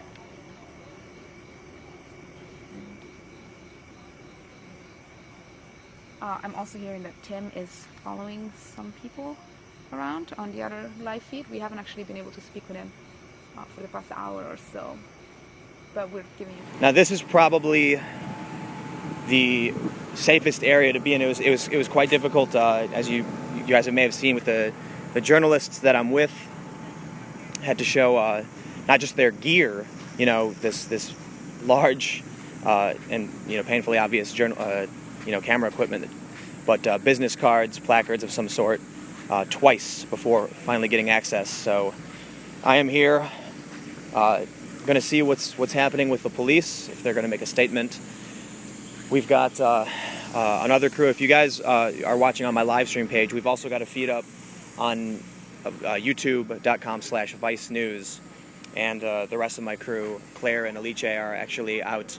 I'm not 100% sure where they are, but they're out, they're live as well at another checkpoint. And I'm currently here at the staging area. So this is sort of the, I don't know how to describe this section, this area where we're at. We're a few blocks away from the main protest site, which is just down the way, straight ahead of me. This is where the police have been, getting staging. They've got all the vehicles, all the different, this is central command for them right now. And we've got a lot of press here, but, we're probably not going to see anything like, if you're watching my feed, you probably won't see anything on my feed like yesterday because I'm completely surrounded by the police. So this is, like I said, central command. But again, on youtube.com/Vice News, we've got another feed rolling with Claire and Alice. I'm not entirely sure where they are. They're somewhere out there. But we... Pretty intense night so far. I'll give you guys a quick recap of what happened just today. I'll give you a short version of what's going on here in Ferguson, Missouri. A young black teenager, Michael Brown, was killed by a police officer just over a week ago.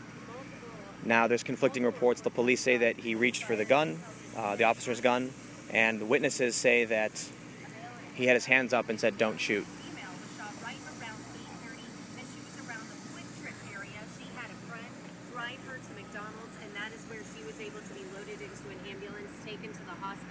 Her injuries, I understand, are relative.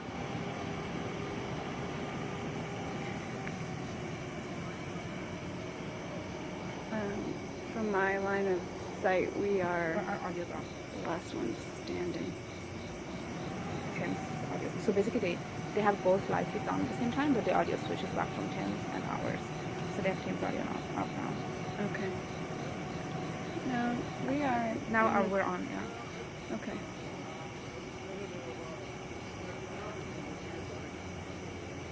So I've been getting an unknown phone call. Hello? Yeah, who's this?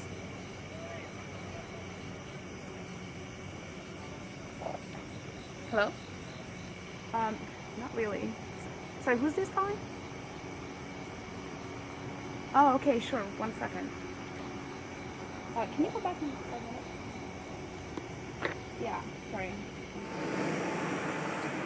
When I first arrived here, the road, Ferguson, the turn into West Florissant from Ferguson was blocked off by the police. Our guide, Cortez, a local from the area, had shown us how to get through the side streets. It's not particularly difficult, but just helped us understand where to go should the roads be blocked off, and I was able to get in. Almost immediately after arriving, there was tear gas, rubber bullets, and within minutes, what I believe to be live gunfire. So we're hearing now that there may be a few people who have been shot. That's what it sounds like this local reporter has been saying. It's something we heard earlier. After I made my way away from from West Florissant and Highmont, which is just a few blocks away from where the police were pushing everybody, so it was in the direction they were pushing them towards. More gunshots, and I pulled out, ran back to the car once I heard what I believed to be live ammo, and made my way to Chambers, where I was going to try and come in from the other direction, but as soon as I came up, there were more flashbangs, more shots. And I connected with a young journalist who lost her. How's it going, man? So, do you know what's going on right now? Is anything? We are currently waiting on the press briefing, and it's supposed to start, and it's really annoying, and I got gassed, and I heard that CNN You got gassed? also got, I got gassed bad. So there. Me and the AP guy were down there. Sorry, go ahead. Do you mind if I? Oh, yeah, go tell, ahead. Yeah. Do you want to tell us what happened when you were down there? Yeah, me and the AP guy got, after all the running and screaming, the AP and I guy were down there, and we heard gunshots, like real gunshots, and then we bailed because he doesn't have a vest. Good choice, Tim. Good choice, Tim. I have a vest, but still, every time I came to West Florissant, I came up through just on the other side of the Quick Trip, that side street. I come out, there's tear gas, rubber bullets, and then I hear live ammo. I get down, and I see people bolting. The police charge in. I get to my car. I go back, 1 block to Highmont. I get out. The police charge in. More live, fire. And when I get to Chambers, same thing. Flashbangs. So it seemed, I was trying to make my way to the other side so I could come in, but I'm hearing now, I heard this before, some people have been shot. Did you hear anything about that? I heard, I just saw it on Twitter, but that was what brought me and the AP guy back here. We were back at the hotel filing video, and we heard 2 bodies lying in the street over Twitter, and of course that could be complete bullshit. It could be complete and utter bullshit. Well, actually, we were over on Chambers by the Mobile, Chambers and Florissant, and Chris Hayes was over there. Yeah. He walked down the street and then tweeted that he was looking at a dead body. But when we went over there, there's SWAT trucks blocking the road, and they said it was a car accident. Okay. One of the cops told me that there was a lot of live fire. It might be related, but they were called in for a car accident. Yeah, that would make sense. I was in contact with another reporter that was there, and she said she didn't see any dead bodies at all. So, she could have just been in the wrong place, but as far as I know, nothing actually confirmed. So are people going to be able to get out of here once this briefing's over? I have no idea, but I'm going back there. Me and the AP guy are both going back there. You're both going back? Yeah. Can I hitch a ride with you guys when you? Of course. All right, man. Cool. I've been. My car's parked over by the Mobile. But here, Tim, let me show you something real quick. Some photos? Yeah. No, I got video that you're definitely gonna want to see. Is this the right car? That's the right car. That's the right car. All right, so. So just so you know, beforehand, the police.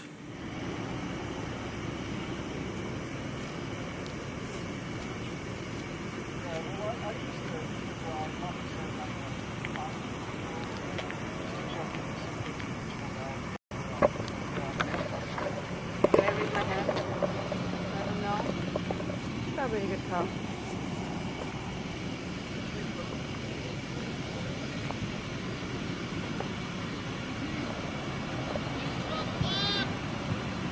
It's press journalism.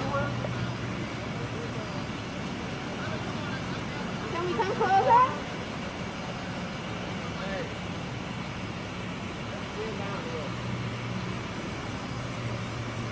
We're press. Media. Come on. Come here. Come on. Okay, make a left turn. Left turn. Turn your vehicle to the left now. No, that's so good. Go back. Go back. With media?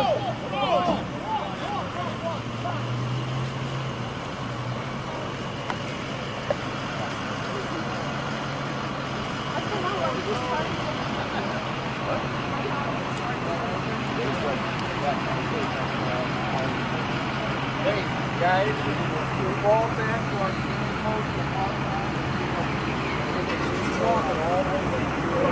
No, we're not.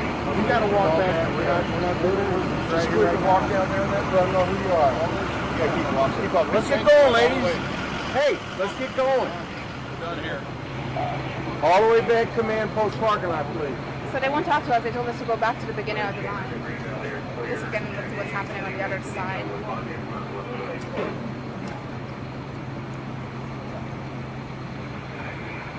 Hey guys. Keep going. Keep moving. Come on. Keep walking. I'm getting a call right now. Please go. Please go.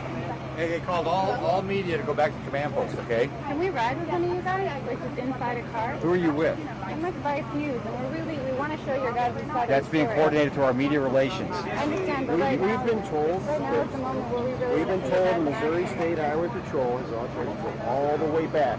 You're told to go all the way back to the command post. This is not a secure area. This we is understand very, that's very all. dangerous area. We'd like to And we ride need to with get you out. You have to request that through our media If you relations. get that coordinated, we'd love to have you up here to see what's going on, but we can't authorize that right now. Please We'll go do. talk to him. Okay. We've had reporters riding with Here, us, but we see what that just can't McDonald's throw is, go that direction. Okay? We'd be We had happy it to with us work yesterday. We can't guarantee your safety. We've been shot at multiple times tonight, okay? How many times? How many times? We can't count them. Dozens and dozens of times we've been shot at tonight. So you need to move out of the area. It's unsafe. It's not secure beyond this point. So you really need to move south to the command post, okay? We'd appreciate it.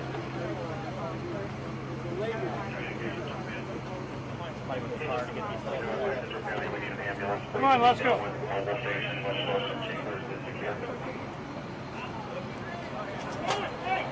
Come on, lady. Let's go. I don't know if you guys can hear the noise in the background, but right now we just crossed up the other line and we're walking back and forth. Ladies, let's go. Where are you moving? We need to go back to the command post. We'll walk around. Can we walk and talk? We can, but you're going to fall. Watch your step. There's a lot of stuff. Be careful. So can you tell me? Family voucher. Let's go to the left right here. Go. Can you tell me a little bit about what you've seen tonight? Sorry. Again, I'm thinking about my life right now. Come on, let's go. Yeah, I'm walking with you, but can you tell me what you've seen tonight? I just want to explain why I'm asking questions. We haven't heard much from police. Watch your step, please. Let's go. Ladies, you want a water? Sister, want a water? Do you need water? Water right there. You want a water? Sort of try a more Watch gentle approach. So But could you tell me what there you've was a seen very tonight? large peaceful protest that lasted There's well water. into the morning. Thank you. Come on. We Police can't. are offering us some water bottles and they're pushing us back right now. You understand why I want to hear from you guys, right? It would help everyone understand why you guys are doing They'll talk to you up there, ma'am. They'll talk to you up there.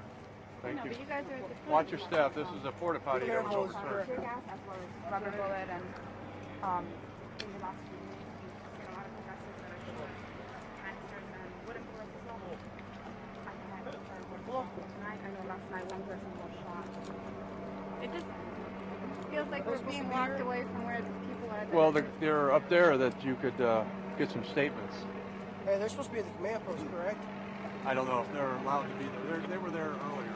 So if if you could, you want to wait over there with them? I mean, I'd really like to ride Come up on. with you guys. Well, our car's way up there. Well, in one of your trucks. Our cars are way up there. And you got 4 guys. Why are there so many of you behind me right now? We're just going up. I'm to not our that car. threatening. Not at all. Watch those brick people. Tonight in particular, we all kind of expect. Hey guys, can you grab some of those and move off the road? Around midnight. Grab one. Can you take me to the person I have to ask for permission? Yeah, I'm thinking you mean. Started happening at 9:30. So No, not in the middle of a lot of the protesters we talked to are really angry and frustrated. What's this?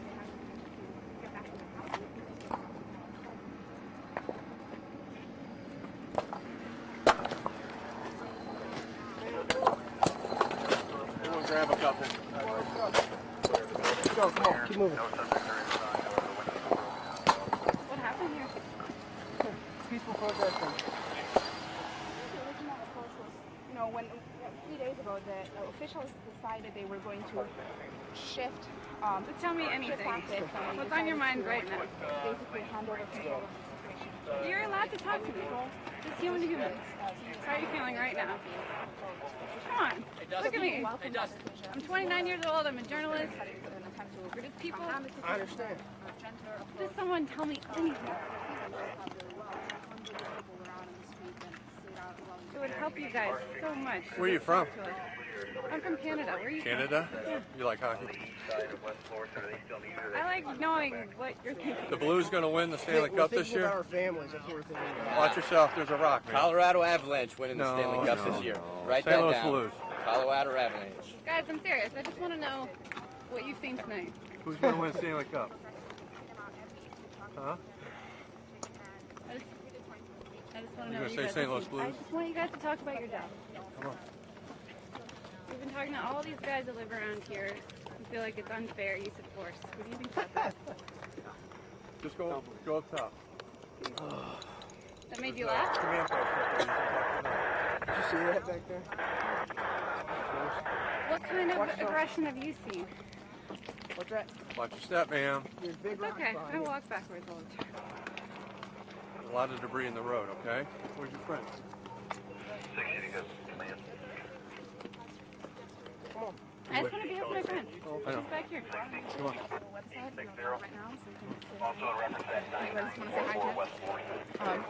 Can you guys tell me what happened tonight? Why did it start so early? We were planning to come out at midnight, and everything came down at 9:30. No? Come on, let's keep walking. You're like one of my friends that would talk, he would stop working. I'd be real frustrated because I would have to do all his work. Why? Because I talk and stuff? Yeah, you walk, when you're talking, you stop walking. So let's keep walking. Where are you guys going? We're getting our cars up there, and we're getting you up to the command post. Are you going to take me in your car? I don't have room in my car. I can pull myself up really small. I'm not making you walk. I'm questioning carry you to walk you, through. You but- want to go to get a statement, I'm trying to get you up to the people to make a statement. Let's go to your right. Move right. Go to your right. So we're now seeing a car pulling up, and we're Careful asked to to your move to right. the right.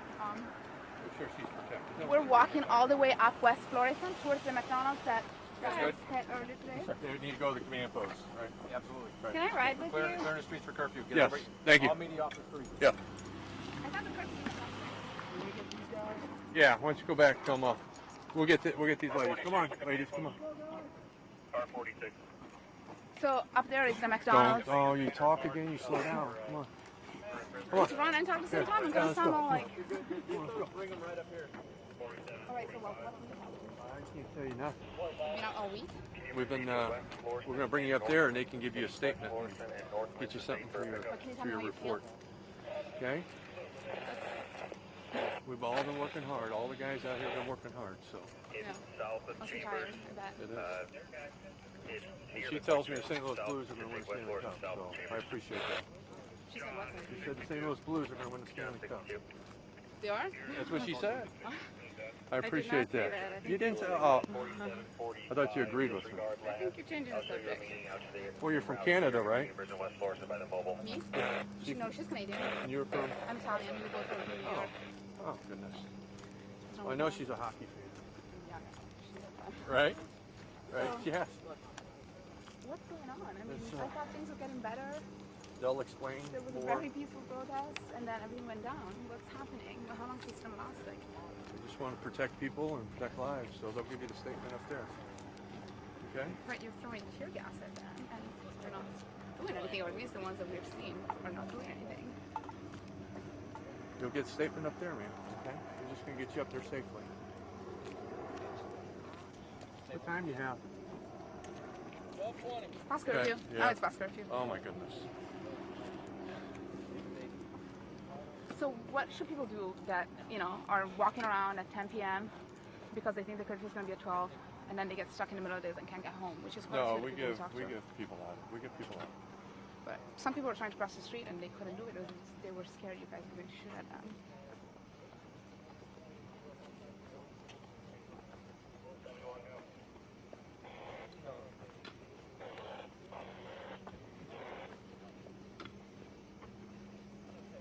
Have you talked to any of the protesters? We've talked to plenty of them. They support us. They tell us to be careful.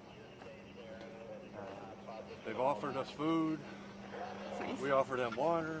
It's like a party. But you know, they're good people out here. So then there's a group that comes out and causes a lot of problems, and it's dangerous for a lot of people. So we got to protect everybody.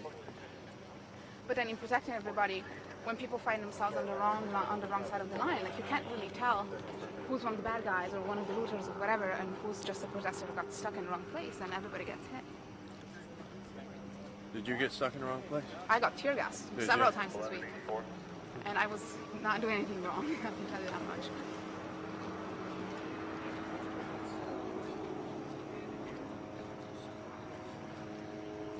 Do you feel for people's frustrations and anger, and are people saying we've grown up, Of course. Yeah, and nobody should tell us what time to go to, go back to our houses, and we can get to our houses? we understand their right to protest and be upset. We just want to make sure everyone's safe and protected. And businesses are not losing their business, you know, if they'll even come back. Some of these businesses lost everything they have. It's sad. And those ain't the good people out there, you know, upset and protesting. They're a handful of others. You know, a lot of the people that, you know, I was talking to this woman today actually at the church rally, and she was telling me she grew up in St. Louis and she raised her son in St. Louis, in the city. And she said, you know, when I was in St. Louis, I was scared my son would get into gangs and get into trouble. I moved out here and now I'm scared the police are going to stop him. I'm scared the police are going to do something. A lot of people here are telling us they're constantly harassed by police. They're pulled over for any reason, given tickets for any reason or no reasons, and they're just tired and frustrated. Do you see that, or do you agree? No, I don't see it, but the people that I've talked to have been supportive and appreciative of our work and trying to protect them and save them, you know, save them from injury or harm. That's being, you know, that's occurring, you know, at night. So. But some of the people I talked to said that, you know, you guys have tried to stop protesters, but for instance, when they called 911 while their stores were getting looted, there was no response to that. So they're kind of saying, like, police is sort of pick and choosing when to intervene. All those things that you have questions about will be able to be answered up there. Mm-hmm. We get calls, just like any officer, we get calls to respond somewhere, we respond. That's what we do. So what you're talking about is something that maybe they 2 can nights answer ago, up there. there were a bunch of officers here, and the market got looted, and the officers just picked up and turned around. Let me see if I can get a car for you, ladies. Thank you, that'd be great. Anybody got a car right here? We do, but it's four of us in it. Can two of you bring them up? We'll squeeze, we'll squeeze. You just bring them up to command you got post on keys. the Kenmore side, and then come on down. We'll stay with your other two. All right. Appreciate it. Joe, you All want right, ladies? We're gonna get you up there. Yeah, we gotta drive. Yeah, it's just a little farther, but we'll try to drive you up there, okay? Oh, All right. We're gonna drop them off. Hey, look. Thank you, ladies. Dusty, good. So for those of you that are just joining us now, we were standing behind the police line just until a few minutes ago, and then we decided to try and cross over. It's now midnight, it's past the curfew, and we asked police if they could, we asked if we could ride with them, they said we can't. But then we just asked them, you know, a little bit about tonight, trying to get their perspective and their side of what's been going on. We asked why all of this happened before the curfew started, we didn't really get an answer to that, but we did hear that police are trying to keep people safe. They say they have gotten a lot of support from people, from protesters. They didn't quite answer all of our questions, but we're hoping to speak to somebody when we get to the headquarters where most police is stationed. And we're now going to get a ride with these guys, I believe. Right? We're riding with you? Ladies, yes, come on in. Backseat of this vehicle, please. What are you guys out of? Vice News. Nice News? Vice News? Vice News. Okay. Yeah, we're doing a live right now. Live, huh? There you go. Come sit next to this. I know. Where are you sitting? Next. There you go. Thanks. Please give me candy. What is Sam? That's awesome. Is there something in the back seat? Wait, sit next to this big gun? Yeah, it's in a rack. All right. Here, let me move that back. There's a whose phone's that? Yeah. Oh, that's Brewster's. Hold on. Maybe you should get it from the other side. One on, you got one hand. Here, come over here, man. Yeah, one on this side. One of y'all come over here. Team 63. Team 63. Yeah, I'm going to get it from the other side. Yeah, just clear gas station. I don't know fuel personally, but...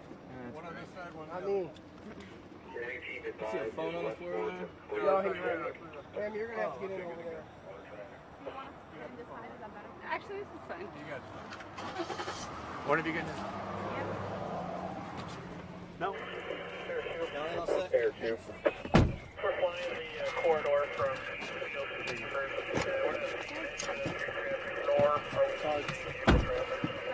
Just taking up the Should we call out? Let them know we're doing that, or just do it? Should we get on the radio and tell them?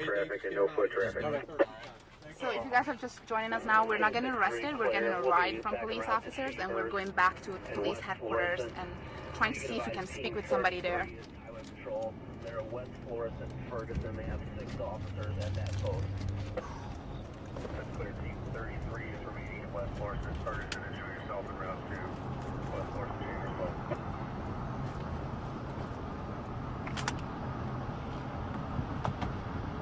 So how are you guys doing? How's the night going? Long. Long?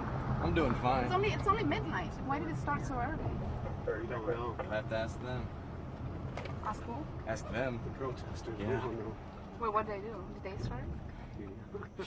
Look, you guys are really nice, and I know you guys are just doing your job and everything, but we actually have like specific individuals you guys are supposed to go talk to with these questions. Besides, I'm not a very articulate person, and I mumble a lot and I stutter, so I don't think I'm the guy you want to talk to. You're doing fine. Yeah, you sound great. You don't have an accent, I have an accent. I did talk to Timmy Zell once. Yeah, I single extended him instead of my hands. You guys are pretending to be proud of Timmy Zell, isn't it? What time did you get down here? Tonight we got in about 10 maybe. We were expecting things to happen around midnight. Right. We're not expecting things to happen at 9:30. We were working on some other stories. Us too. But I've been down all this week. Is the press area, right? Yeah. Let me... That's clear. Chambers and Green Valley is clear of all pedestrian traffic. Only 2 vehicles remaining on the line. Very well.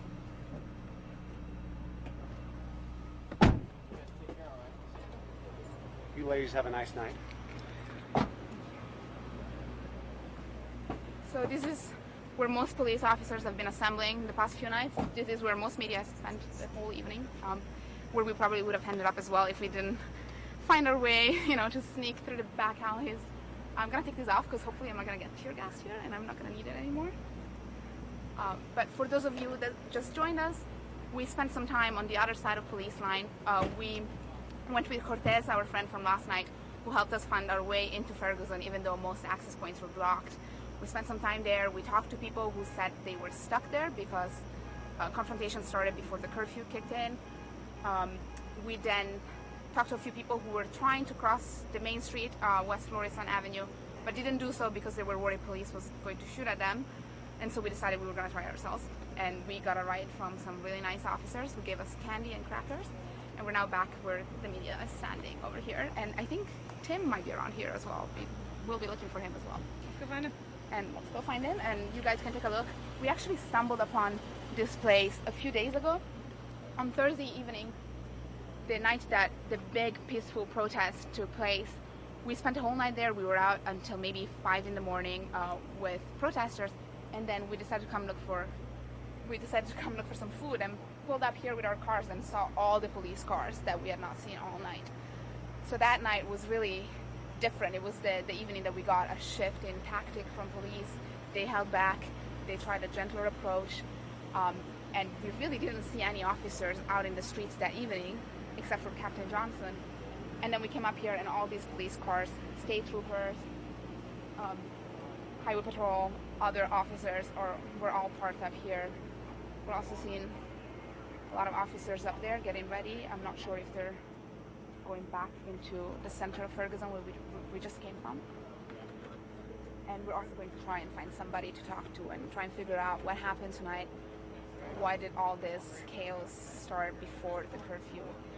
And, you know, maybe how much longer can we expect to have a curfew for? How much longer can Ferguson residents expect to, you know, be told what time to go home? Are they with you? No. Here, this is a secure area. You're going to have to go over there. Is there a media officer we can talk to? Right over there, somewhere in that tent over there. Thank you very much. Have a good night. This is just a secure area. So we've been... The exit's that way. Yeah. Thank you. Walking slowly. We were turned away from the area we were walking towards. We were told that's a secure area. We're not allowed to get there. We're going to try and walk back where all the reporters are and see if we can find a media officer there. Then maybe we should try and find a way back into Ferguson. Or back into West Florissant Avenue, rather. Maybe we should call Cortez. We should call Cortez. He said he was going to try and get home. He was scared. Yeah, I think and you know, we would have.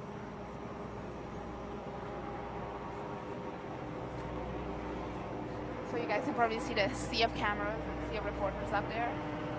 Not sure how much they were able to see of what's been happening on West Florissant tonight.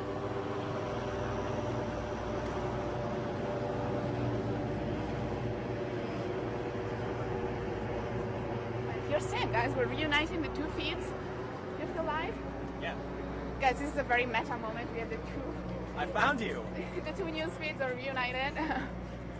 What's going on here? They're waiting for the press briefing, but they've been waiting for quite a while. There are police everywhere.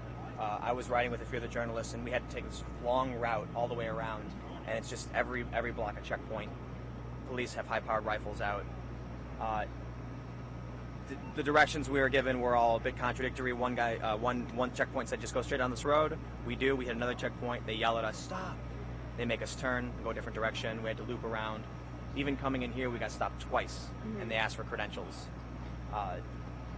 So you started your night at McDonald's, right? I first went to McDonald's, and the road was blocked off. The police have blocked off Ferguson, turning onto West Florissant, so I had to go down Forestwood to Highmont. When I got out, I came just across the street from the Quick Trip where we usually were, and the police, tear gas, rubber bullets, making the usual announcements, and people were in the street with their hands up, saying, you know, hands up, don't shoot. Some of the trucks, the SWAT trucks, veered left. You know, kind of like how an old pirate ship would turn, you know, to like you know what I mean? Like they were turning, and the officers were hanging out the side, and they started firing what I believe to be live ammo. From the crowd went off. Did you guys ask about that? Like, did they say anything about it yet? Did the police say anything about that? The police? I think I actually heard the police say that shots were shots were being fired from an unknown location when they're making announcements. I don't know exactly what they said, but that's what it sounded like. So, as soon as the live ammo, what I believe to be live ammo, went off, I got down. Everyone bolted. I pulled back just a little bit, kept filming, but then the police charged in with SWAT vehicles and started firing at the crowd with rubber bullets and firing down the road. So I ran back to where the car was parked, just on the side street on the other side of the Quick Trip. Got in the car and waited for everyone to sort of, you know, see what people were doing. A guy started walking past the car. His friends yelled, run, run, they're coming. And he said, I can't, they got me. I can't feel my leg. Wait a little bit. I got back out of the car and tried going back down, but, you know, as soon as I could see the road again, people started running back. There was more pop, pop, pop. I pulled the car around back one block down by Highmont. And when I got out, when I got out of the car, I went back to the road, and I see the police had advanced pretty far up, about a block towards me. And same thing, people on the road, hands up, tear gas, more warnings, and then all of a sudden more what I believe to be live ammo just going off, and everyone bolted. It was pretty intense. We're even hearing that some people got shot. I don't know if you guys heard that. We saw some tweets about that. Yeah. I got in the car, and I tried pulling off to Chambers, you know, thinking I can get by the mobile, I could park near these lots, and I can get onto West Florissant and, you know, be further down from where the police are. As soon as I get to the road and park, flashbang grenades, more pops that sound like gunfire. People are running. A few police SUVs pull into a gas station with the doors open. They get out, I see them yelling at some of the cars that are parked, and the lights of the gas station shut off. Yeah. A local journalist from St. Louis Public Radio, I see run up, and she's trying to get shelter inside this restaurant. So I'm like, hey, my car's here, let's go. And she said her friend is hurt. She doesn't know where she is. She couldn't find her.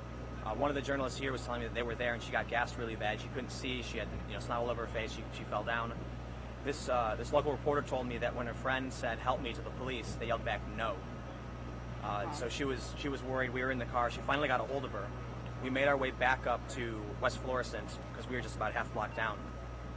She met up with her friend. They were safe, and they left. The police were blocking off the road. They were have their rifles trained across the street, which is near that shopping center, and you know, yelling every so often. There were a group of journalists on the corner. So this is actually going around on Twitter that the journalists were threatened by the police and they were going to shoot them, but this is a bit out of context. What happened was the officer said, you're in our line of crossfire, move. To which I'm not entirely sure what the journalist said, something about, you know, we're doing our jobs, we need to film. And the officer responded, unless you want me to shoot you, move. And then they moved back a little bit. Shortly after that, we saw a tweet from Chris Hayes, who was where we were, but he went down the road, and he said that he was looking at what they believed to be a dead body. But this apparently was a car accident. So there's 2 SWAT trucks in the road on Chambers. SWAT police out, heavy gear. I went to the office, one of the officers, and asked him if he knew what was happening, and he said, I don't know, we were called here for an accident, but we heard a lot of live gunfire, so we don't know if that's related. Right. Looked like there were some paramedics down the street. We were then able to I was with a few other journalists at this point, get in the car and make our way past, but the road had been cleared. That's when we looped all the way around this direction, several police checkpoints. It seemed like every major intersection we'd get to, there would be police on both sides with high-powered rifles, just, you know, pointed down, 3 or 4 on each side. And then we actually had to do this circuitous track from checkpoint to checkpoint where they gave us, you know, conflicting directions to make our way here, where, you know, they called the media for the press briefing. Now here we are. Hoping to find out more about what happened tonight. But yeah, still. So that's the recap. Right. How long have you guys been waiting for the press briefing? Half an hour about. I got here just a few minutes before curfew started, and now they got all the journalists. Should we keep one live on? Well, just keep going. We just keep both. You guys keep doing your thing, and I'll keep doing mine. We'll keep both angles on. Well, you know, Very we've got moment here. So there are people who are watching on my live stream channel, which Nathan is cutting back and forth between. Right. Yeah, we but heard. some people are watching just fine. Right. So yeah. Some people are watching just. So some people have been listening to us all night. Some people have been listening to Tim all night. Some people have been switching back and forth. But for those of us that are just joining us now, we just reunited with Tim. We went separate ways for most of the evening. He came here earlier on this evening when he heard reports of tear gas fired near the McDonald's. We were actually at the hotel at that time working on some footage. We were actually standing next to Jesse Jackson, who was watching this live on CNN and commenting about it as it happened. We immediately drove down here, but very far out actually, police had already stationed some checkpoints and they wouldn't let us through, so we weren't able to get into Ferguson from the main road. So we called Cortez, our friend from last night, who knows his way around here very well, and directions on how to pull into Ferguson from some back roads. And we met up with him. We actually wanted to give him a GoPro camera, but he had to run off. He had to work early tomorrow morning. So he came with us a bit of the way, and then he left us in a neighborhood up more or less at the level of the Quick Trip gas station on West Florissant. So we were there. Police came in to the road at some point, started firing tear gas, and we took cover. We found 2 very nice ladies that offered us to stay at their home. They were kind of concerned about us, so they said, you know, if you need, come back, knock on the door anytime, we'll let you guys back in. We talked to them for a little bit. They were kind of telling us, you know, this is not what this community is about. This is a shock for all of us that live here, which is kind of what we've been hearing over and over from everybody here. People can't quite believe this is happening to their community. And after that, we met a few protesters, or actually not even protesters, but really people that were out in the street at 9:30, expecting the curfew to kick in at midnight. And then when all that Tim just told you about started happening, they found themselves stuck. So some of them were scared to cross the road and get to their homes on the other side of the police line. Some of them were hanging around. A few of them were, trying to speak to police. We met a guy that was walking out and raising his hands up and telling them, don't shoot, it's not curfew yet. Some of them more angry than others. And we talked to them for a while. They showed us tear gas canisters that were shot. We saw a little bit of police movement, police turning around all the cars that were pulling up on West Florissant. And then after maybe a couple hours, we decided to move and try to cross the police line. And we were trying to, we were hoping to hear from the officers on the main line what happened and trying to get their side of the story. They wouldn't tell us too much. They sent us here. So we're hoping to find out more about what happened or what police say happened tonight at a press conference that's hopefully going to start soon. And that's it. We're back with Tim, the whole team reunited. Halfway through that, we got a call from the BBC, so we were actually doing a live interview in the middle of the live stream. It was probably a little bit confusing. That's what was happening. And we also got a ride from some officers that, nicely took us up here and gave us candy. They gave you candy? They gave us candy and crackers. We're very friendly. They gave us some water. Some more talkative than others. They gave us water as well. I have water. Oh, no. And they asked, some of them were saying that they've received support from the community appreciates the work they do, and they're here to protect people. We asked a few questions of them that they wouldn't necessarily answer. What happened tonight? Why should people have a curfew in their homes, in their neighborhoods? They said that there's been some looting going on, some violence, some bad apples, so to speak. But, I asked them, how can you tell the difference between a looter or somebody who's maybe, being provocative and somebody who simply got stuck, which we met quite a lot of. And they said, bad things don't have to bad people. They asked if anything happened to us, and we told them, actually, yeah, we got tear gas just as much as everybody else. They didn't really comment on that. Overall, very nice, friendly guys. We're hoping to hear more about actually what happened from the media officers here. All the journalists are just waiting around. And it's hard to know if anything else is happening outside of this. Happening outside of this. For those that are watching, again, you can check out youtube.com/Vice News for our mixed channel. We've got Nathan Grant back at switching between both live feeds from me and from Claire and Alice. If you guys want to stay tuned to the news outside of the live feed, you can follow me on Twitter at Timcast, Instagram as well. That's TIMCAST. And also make sure to follow at Vice News. That's VICENEWS for more updates. We got a few stories up on vicenews.com that'll give you context as to what's been happening here over the past week in Ferguson, Missouri. But for now, we are we're at the Central Command. We just heard an update. You heard a recap from me and from Alice as well. They've the other members of my crew were off on a different section. We were covering different areas.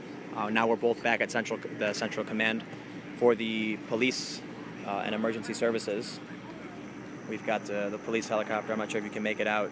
Just straight ahead, flying around with the spotlight on. It's definitely calm here. This is going to be probably the safest place to be. But we spoke with the journalist earlier, Marcus, who showed us footage from when the confrontation first started, and he said he had the camera rolling the whole time, and there was no Molotov cocktail. He said the protesters were a bit too close with their hands up, walking towards the target, when several trucks came out and started firing tear gas.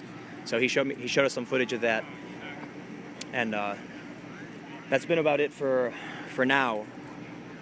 We're just here at the Central Command, waiting for a bit. So what I'm gonna do for now, I'm gonna take my feed down as we wait. You guys can go over to youtube.com/Vice News. We've got a live feed going from our other camera, but seeing as we're both in the same place at the moment, we could probably just use one. And I'll start doing some Instagram and Twitter updates for you guys. Should anything change, once we get back out there, I will go back live, and we will have, again, 2 feeds at Vice News on YouTube, so you can watch and stay tuned. So many thanks to everybody who's been with us so far. We'll still have 1 feed going here on the ground. I'm going to take this particular one down, so again, if you want to keep watching, go to youtube.com/Vice News. We've got another live player being mixed. But I'll still be here. I'll be posting to social media, and we'll be back out once this press event is over. So many thanks again.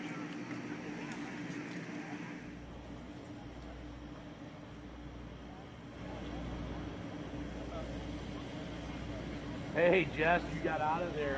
I was trapped down there. I'm over at the command post now. Well, we're all waiting for another press conference there. Still haven't done one, but so I'm chilling here because my car.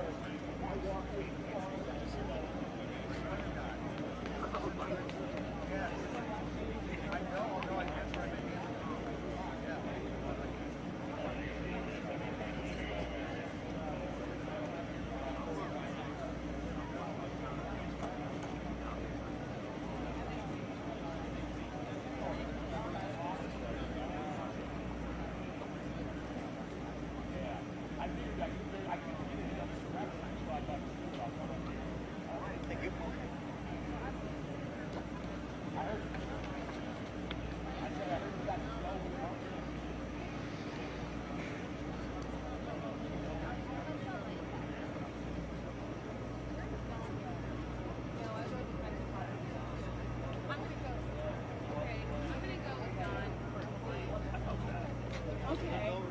I'll give you guys a call.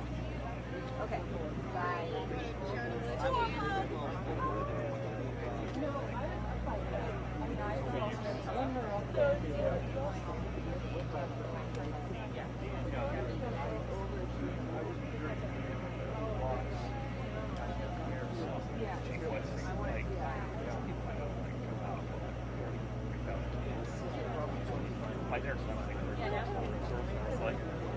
I want to charge my phone. I want to. Well, I don't know about that. Yeah.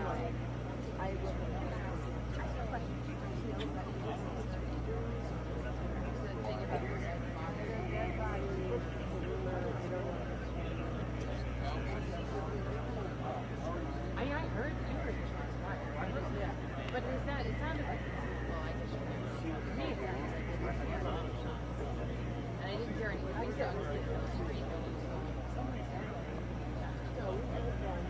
But there, I saw the guy. Did you see the guy that was swirl? Yes. Yeah. Yeah.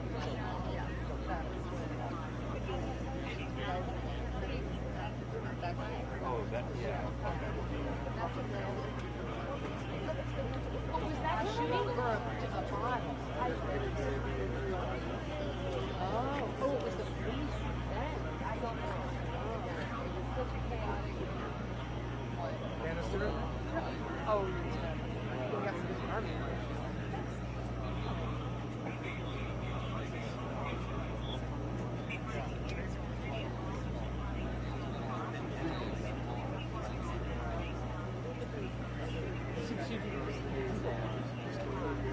I have to ask you guys, do you know Mark? No. He used to be an actor. Okay, what do you want to do? They want to ask you questions, that's great. Yeah, well, it's like, yeah, well now, but I was never. I did. I mean, I was not trying to. So I was like, yeah, no, I didn't talk to people. I didn't watch. Did you get it bad? It landed. You got nailed. Oh, no. I parked my car. Got out. I know. Crazy, but it wasn't. I know. Were you gagging? Okay, that's the. trying to think the last time. I think it's been so long since I was tear gassed. I think the last time I got tear gassed, and I got it really bad, was a long time ago. The Rage Against the Machine concert at the Democrat convention across at Staples Center. Staples Center. It was great. It was great. He was asking me out there, like, do they do stuff like this in LA? We're back home watching. Like, what's happening in LA? I got it so I got it so bad, and I knew what it was. I did it before, so I was aware of it. The coughing, that incessant coughing. Now my neighbors did a report, and they actually get worried about that. Everybody, are you okay? So I'm fine. I got back there and said, I don't understand. I mean, I understand why I was on the side where the storage working places, opposite side from Red Park. There wasn't anywhere to go. Like, I don't know. They were finding where the cars were. oh, you see me? Combination of possibly people going to cocktails and also trying to march closer to the police command post everywhere. Police are kind of headquartered in this parking lot. I've been seeing like loads and loads of tear gas being poured or like add color to the background. They should be talk to the whole really and really spread out everybody. I've seen people with their hands up, screaming, like yelling at the police, but I've also seen people carrying rocks and walking towards the police. I've also seen the police in the last, I guess now, 2 hours. I was there as the police cars driving the protesters farther and farther away, and eventually dispersing them.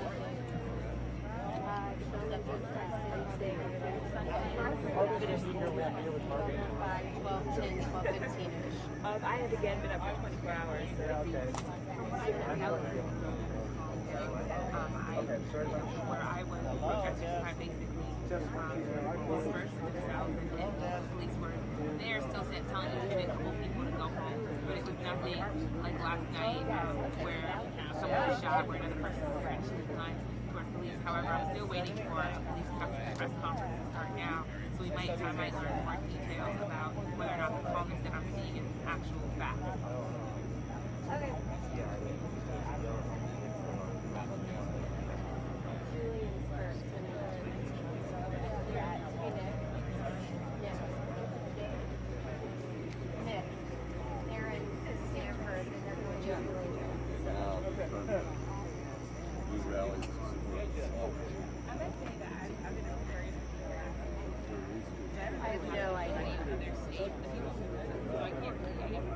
I have not seen Johnson and I have not seen Belmont.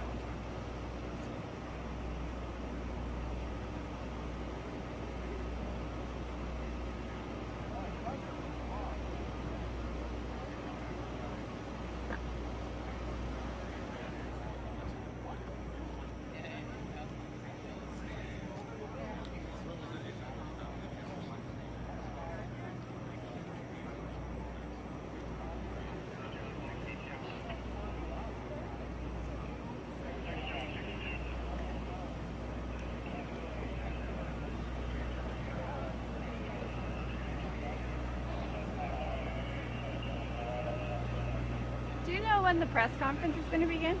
No idea. Ballpark? No idea. Does somebody know? I'm told to stay around here. What have you been doing all night? Exactly this? Yeah.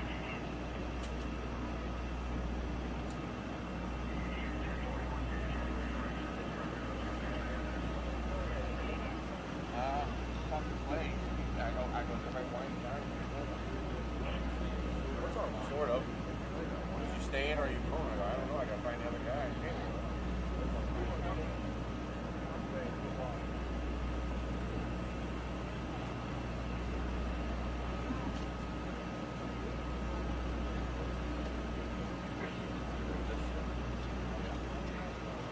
Yeah. Which one? I think we should. What's this car? We should try and get to this car. Our car is way too far. I remember the cars, but they're slow. Well, we have to go slow. No, one question I really want to know though is like how many different police forces are working together here? Because I've seen so many different municipalities on the sides of cars. Yeah. Seems to be enormous operation. How many different like forces are there? There's state troopers, there's highway patrol. There's how many? I'm not sure. I might have to back up just a little bit past these cones though. Past the cones. Thank you. You guys are with highway patrol? Yes. And that's the car over there is highway patrol. Can you tell us which cars is which and which force has which car? Do you know just how many are? So do you know how many are involved here? How many We're not different here to answer forces? questions, guys. Do we have people that'll do that for you? Oh, I know. It's just really basic. I mean, I understand. it's just We're not here to curious. answer questions, so. There's Jennings Police. And we've got St. Louis County. Yeah, the cars There's is county police, yeah. state troopers, Missouri State Highway Patrol. What's that, Jennings? Yeah. Jennings Police over there. There's Brentwood St. Louis over County. here. Police Brentwood. I see like at least like 5 cars. And then there's Plus, of course, all the unmarked cars and the armored vehicles. So, that over there is the county. White and blue. Oh, I can the one behind probably- Brentwood. Yeah, let me see. I can't quite make out what it is. That is Webster Grove. I mean, it looks like we've been looking at maps getting around town the last few days, and these are all municipalities that border or in the general area of Ferguson.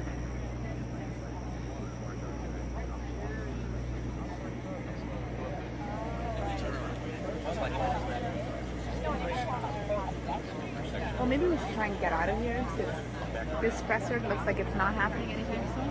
I mean, we just got here maybe 10 minutes ago, but we've heard that people have been told there's going to be a press conference for the past 45 minutes or so, and no press conference has happened yet. It's kind of boring. We kind of got a sight of what happened on the other side of the line from protesters and from residents that just got stuck in the area. We're going to try and get out of this area, see if we can get back to one of the cars. Our car is currently behind a police line, so the police line we actually just crossed to come here, so I don't think we're going to be able to get back to that. But we're going to find Tim and find out where his car is and see if we can get to that and maybe give you guys a tour of Ferguson and see what else is going on in the neighborhood tonight. So follow us. Car.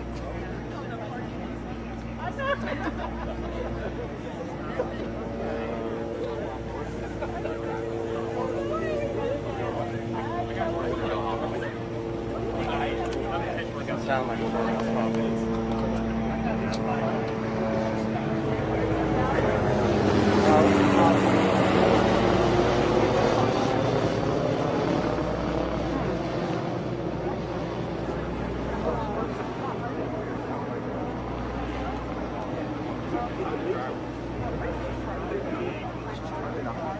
It's hard to see, but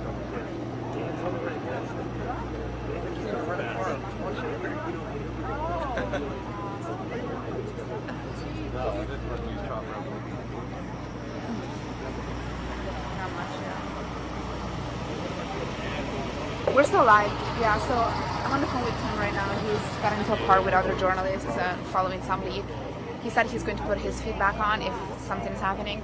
We were trying to get a hold of his car and see if we can give you guys another tour, but both cars are behind a police line, so we probably are not going to be able to do that.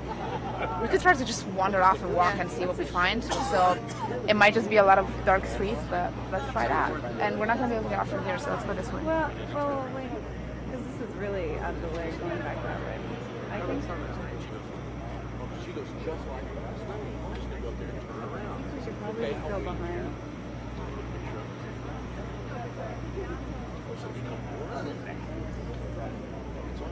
First thing I saw was just soaring down there. Uh-huh. Like when I got a photo. We'll try to see if we can confirm that. Oh, who are you guys with? Vice News. Vice? You're live right now. Oh. Who are you with?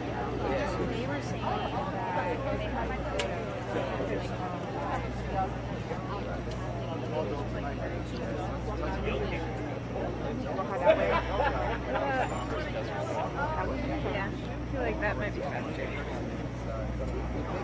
You would hear like yeah. Actually, there's a little bit of movement. We might be having this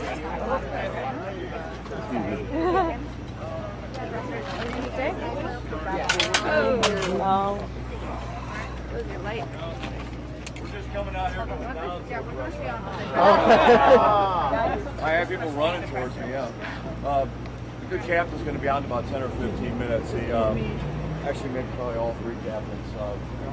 Pretty much have a synopsis of what occurred tonight, and they're going to talk about, they'll be taking questions also, but they're going to talk about what happened tonight, and they'll be able to talk to you about where we're going over here. So we're there about 10 or 15 minutes. 10 or 15 minutes. Yeah. It's going to be Johnson. It was 10 or 15 minutes, 45 minutes ago. Okay, I know Captain Johnson will do Wasn't it? part of the speaking at the end of the night. Where is the press officer? Just bring him out here.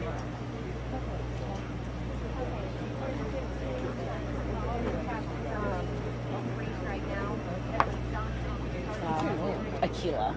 It's a meeting before the meeting. It's 10 or 15 minutes. I feel like it's just going to keep being another 10 or 15 minutes. Well, we can read about this press conference. There are about 30 other cameras that are going to be recording this. So you guys just, turn on ABC. And we just get out of here and try and find something more interesting.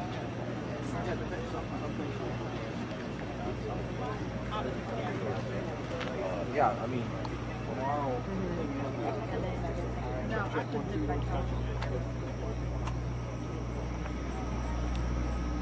So we don't really know where we're going, but we're gonna wander off and see what's happening outside of this area. We're kind of in a strip mall that police have been using as headquarters for the past week.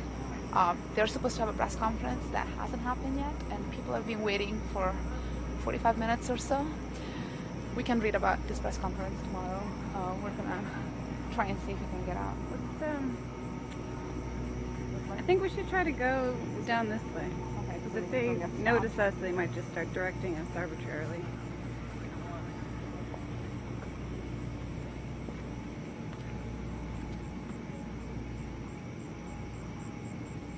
I guess there's tape.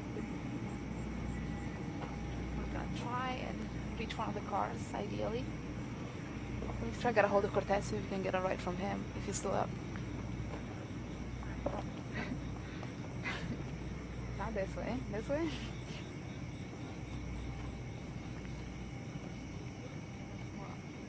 Yeah, this is, I think, faster.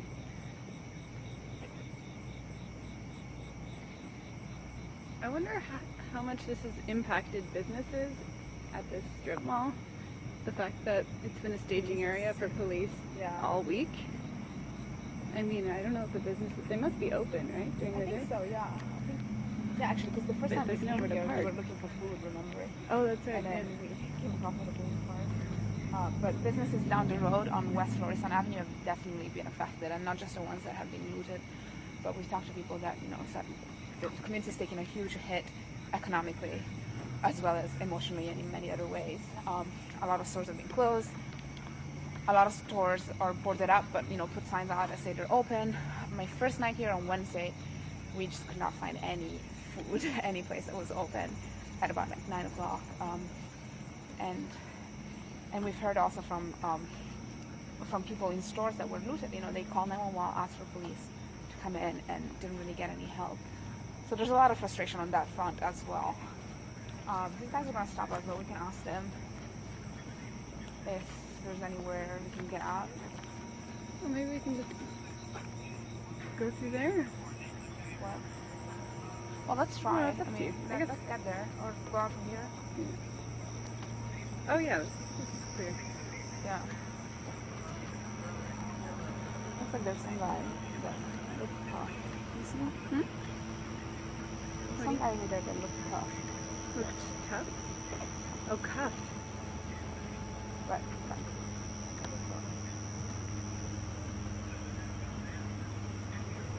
Yeah, we're just like around the corner from where the protest was supposed to happen, and we're seeing police searching some guys. We just saw a guy that looked like he had been cuffed get into this van over here, and we're now seeing another guy who's shirtless, wearing just shorts, and police are searching him. We're not sure where these people are coming from or how many of them there are in the van. We're just gonna let you guys take a look.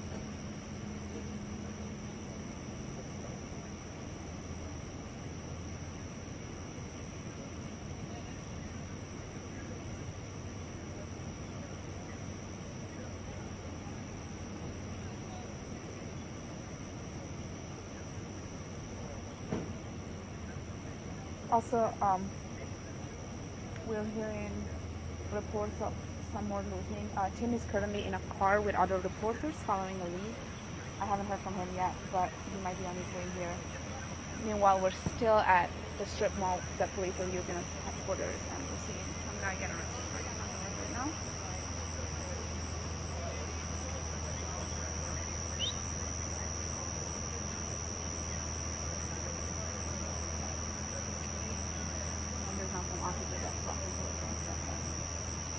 Let him walk all the way here before we cross.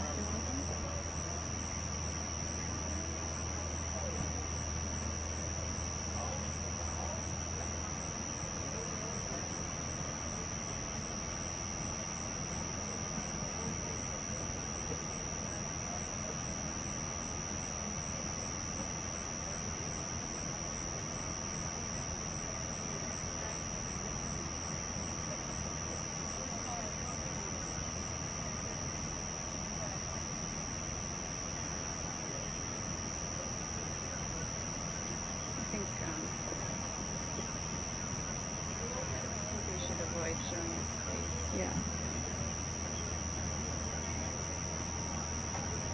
It's not bad if I did. That's a good idea. We can pull out a little. Well, I'm just not.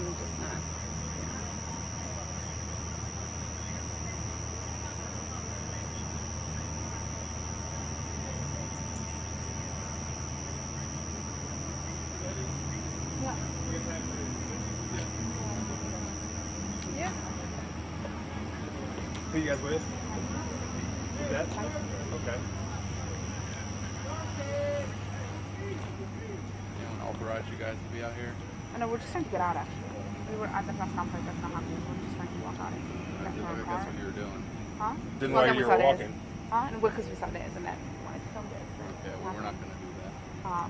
Why not? You can't film Gotta be it? up in the press area. But can we film? Isn't this Didn't they say for you guys to be up there? They said there's a press conference there, but they said that was going to happen in an hour, about an hour ago, so we decided not to wait, and we're trying to walk back to our car. Okay, well, go ahead and you can walk back. And yeah, but then we saw this and we decided to film this. Okay. Why not? Okay, well let's go ahead and keep walking then. All right. Are we not allowed to stand here? You can stand here. All right. But you said you're going back to your car, so. Yeah, but we saw this, so we're now gonna wait a little bit, watch what's happening here, and then walk back to our cars. If we are allowed to stay here, then we'll just stay here for a little longer. Well, I know they were calling for all media personnel to go to the command post. Right. So all you're saying that we're not allowed to stay here? Right. That was the information that I was last given. So all media personnel was supposed to be at the command So post. if I stay here, what happens? Am I? I'm gonna have to escort you to command post. Do you want to get out, or do you want to go back to command post, or what do you want to do? Well, let's go to the car. Let's get out? Yeah. All right. All right, thank What's you, ladies. the main road? How do we get to main road? Where are you headed to? We have one car parked on kind of like Ferguson Avenue and West Florissant, Okay. and one car parked down at Chambers. Okay.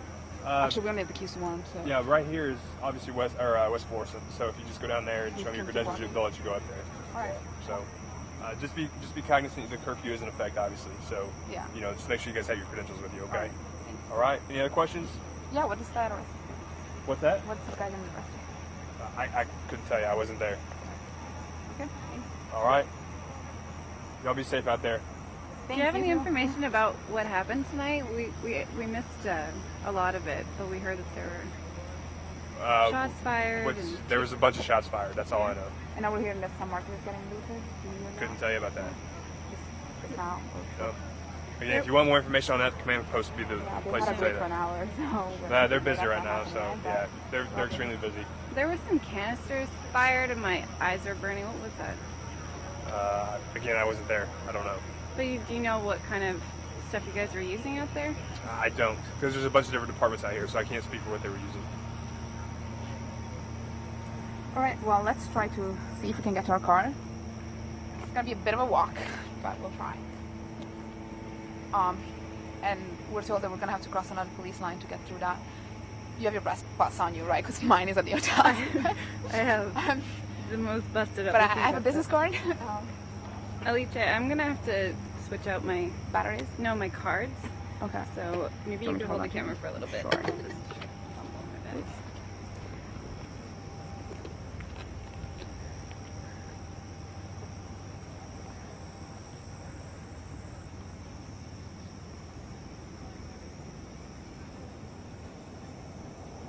Did I say get out of here or get out of there? It's really confused. Let's try this. We know which way to go, right? We're gonna go to That way. Yeah. And then basically walk back. Or we're gonna try and walk back from where we came from. And up here, I don't know if you guys can see, but there are a bunch of people people are in this van. Here, Claire is way better. Way better with camera than I am. Okay. But we're walking away and we're seeing a bunch of people in a van. People screaming. People presumably under arrest in this van, and they were trying to jump and get enough and sort of beating against the windows of the van. So again, we're like right around the corner from where the police presser is supposed to happen, and we see a bunch of people that are, let's not film their faces, let's put it down so we don't see, we're not able to recognize anybody. But we're seeing people.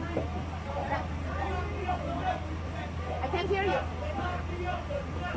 This guy is telling us that he's getting locked up for nothing. So he's just like trying to scream through the window, telling us we're getting locked up for nothing. Can you ask them if we can film them at all? This one guy's I thought he was telling me. Can I Can we film? film? Is it okay to film you guys? Yes? Yeah? All right, they're giving Okay. us permission to film them, or this guy's giving us permission to film them. There are about maybe maybe like a dozen people in this police van. They're all cuffed. This guy's telling us he's being locked up for no reason. He wants me to see something? This guy is trying to show us, he's shirtless, and he's trying to show us something on his back. I can't see it. But these people were trying to catch our attention while we were walking away. All right, ladies. You have to go over here to the media lot. That's per our command. We just got the word on the radio. All right? All right, so we are being ordered to go back to the media. Can you tell us this? I can escort you guys. Come on, I'll escort you. Huh? I can escort you. Yeah, can you tell us why we have to be escorted back there? That's per our command. So I need you to shut your camera off, man, when we're going to go through here. I don't understand. All right, go ahead and shut your camera off because you can't be filming this, okay? Why not? I just don't understand. These people want us to see what's happening to them. Yes, I'm going to escort them up here. So they want us to see what's happening to them. Go ahead and put your camera down or shut it off for me, ma'am. All right, that's per my command. So we were trying to film these people that were trying to catch our attention. We have been told to put our camera down. Put your camera down, man. Yeah. Okay, well, she would even have a gun, okay? Right, you just let her turn your point up. Just like she does now. She's looking at my leg. Point it at the ground, please. We'll shut it off. I'll ask you one more time nicely. So we're being taken away from this area, told that we have to go back to where the police presser was supposed to happen about an hour ago, and it hasn't happened yet. There's different cars and different officers. Okay, we'll point it at the ground or shut it off. All right, I've asked you a couple times. And this guy does not want us filming. We're just putting the camera down to the ground. There's also some guys in fatigues coming up, so police officers all over the place in different kinds of uniforms. I don't know where they're coming from. I don't know if the presser is happening anytime soon. Hopefully we can get some answers about all the people that we saw in the bus that were trying to catch our attention. We were walking away trying to get to our car, and we heard people just beating against the windows of the bus, trying to talk to us. This guy yelling at us, I'm getting locked up for nothing. So we're going to try and figure out what happened to them and why they're getting arrested.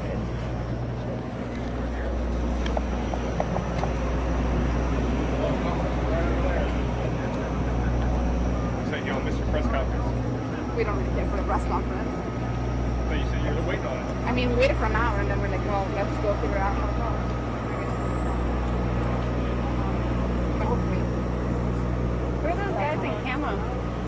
What's that? The guys in camo. They're a tactical team. From the police force or from the military? Yes, from the police force. You guys wear camo? Right up here, man.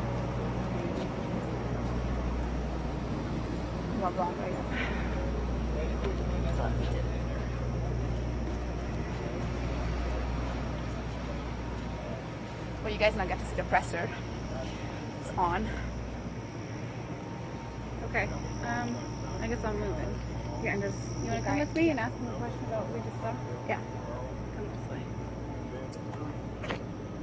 Or vandalism of businesses that include Domino's Pizza, Rally's Auto Parts, Family Dollar Store, and a self-storage business. All were on West Ferguson. These are some of the shootings tonight, in addition to the shooting at 8:25 p.m. 1 minute later at 8:26, shots were fired to the north on Canfield. At 8:27, there was a report of a subject down. At 8:28, there was a report of 8 people with guns. Tactical teams were dispatched. At 8:56, hundreds of protesters marched toward the Northeast Shopping Center where we stand at this moment, the site of this command post. As the crowd approached the shopping center, multiple Molotov cocktails were thrown at police. At that time, police deployed tear gas in an attempt to disperse the crowd and stop the violent action. At that time, we called in additional support from area police agencies. At 9:15, there was a call for a large crowd gathering at the McDonald's on West Florissant. At 9:20, it was reported that McDonald's was being overrun and employees had locked themselves in the storage room. There were multiple additional reports of Molotov cocktails being thrown. Police were shot at. Makeshift barricades were set up to block police. Bottles and rockets were thrown at police. Based on these conditions, I had no alternative but to elevate the level of our response. For those who would claim that the curfew was what led to tonight's violence, I will remind you, this incident began before 8:30, 3.5 hours before the curfew was to have started last night. Tonight by teleconference, Chief John Belmer of the St. Louis County Police Department, Chief Sam Dodson of the St. Louis City Police Department, and I have been in discussion with Governor Jay Nixon and Colonel Rapoga, who were at the Highway Patrol headquarters in Jefferson City. We are planning additional steps to quiet the violence. We are all determined to restore peace and safety to the people of Ferguson, and I believe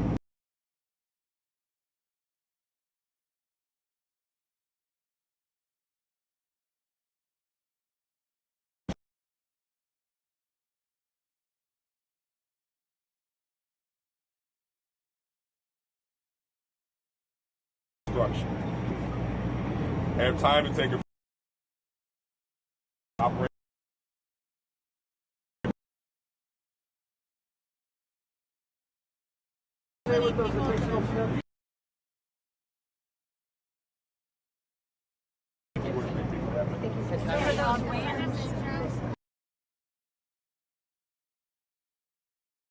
Were they involved in the protest, or they weren't domestic shootings? No, they're not. There were people that were out on cars. Did the crowd try to take the command center? Officers injured? There were no officers there. Did the crowd try to take the command center?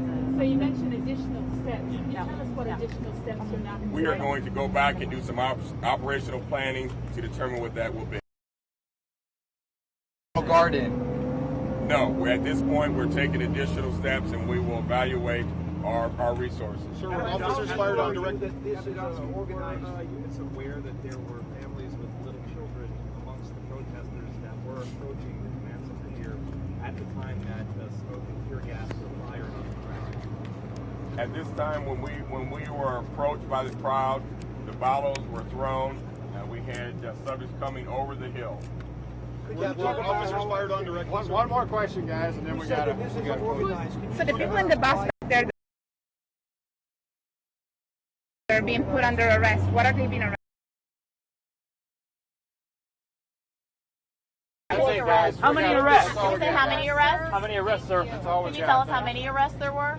7 or 8 arrests. 7 or 8 arrests. As of right now. Sir, were officers fired on directly? That's all I've got for you right now, guys. When are we?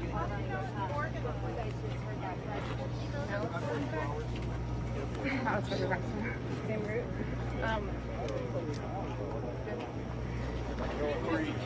Can I give this to you? I still didn't switch out the card. Are we still on? Or we are live. okay. So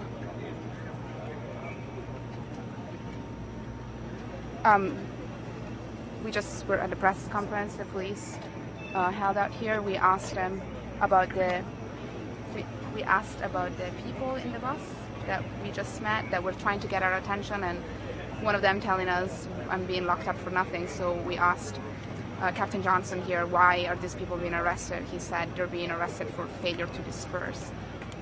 Again, this happened before the curfew kicked in. Tonight's confrontation sort of kicked off at about 9:30 p.m., so 2.5 hours before people were actually told to be at home. And we talked to a lot of people back when we were on the main road that, you know, they were trying to get home and said they were just caught outside when the confrontation started, didn't have a way to get home, were afraid police would shoot at them if they crossed the street. So certainly certain people, you know, were like trying to break the curfew as it happened last night.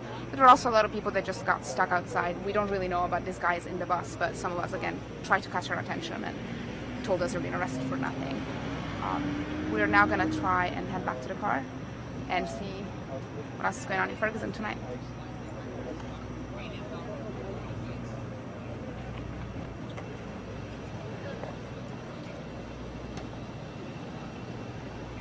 Too many things in my hands. It's okay. Do you want me to hold things? Do you want to hold your phone? Oh, yeah.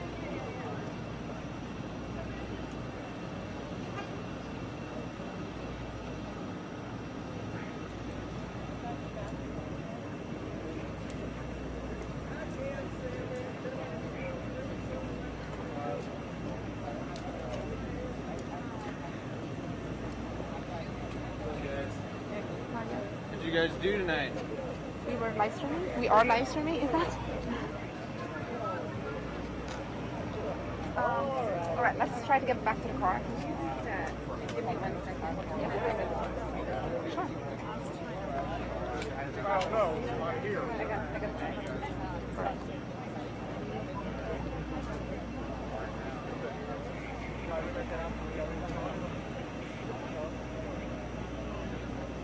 If you guys bear with us for a few minutes, we're still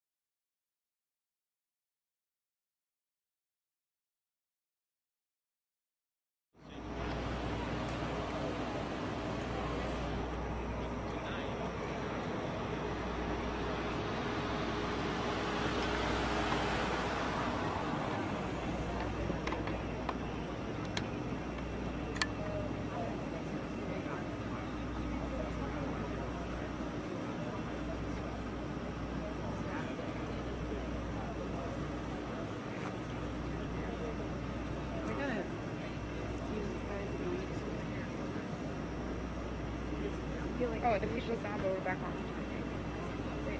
I think it's because I took the cards out. Right. Maybe.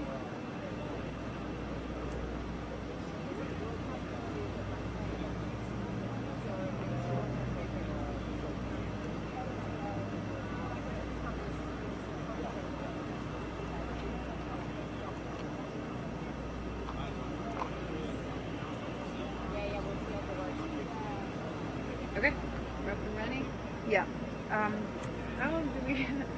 Well, I can kind of find my way around here if they let us through. I think at this point they're going to let everybody through because the press conference is over. So I would just not go back to our friendly guy. But just trying to get out this way. Tear gas. That was The tear gas. earlier. Had numerous calls. Well, we were looking for confirmation, right? Hold on, I think I don't know. No, I think we were looking for confirmation. Well, the tear gas. Oh, they confirmed that now because I guess people were here. And actually, that's what happened last night.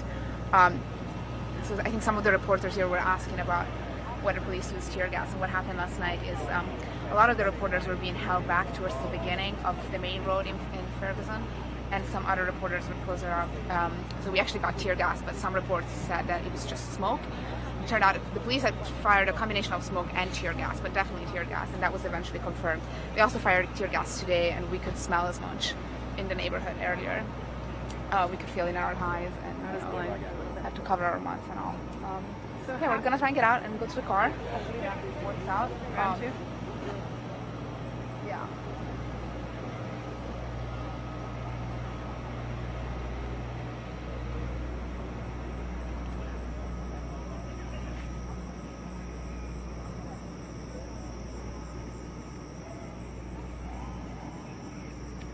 Okay, this is gonna be a bit of a walk if we don't get lost. We don't have Cortez right now to show us around, but hopefully we'll find the car.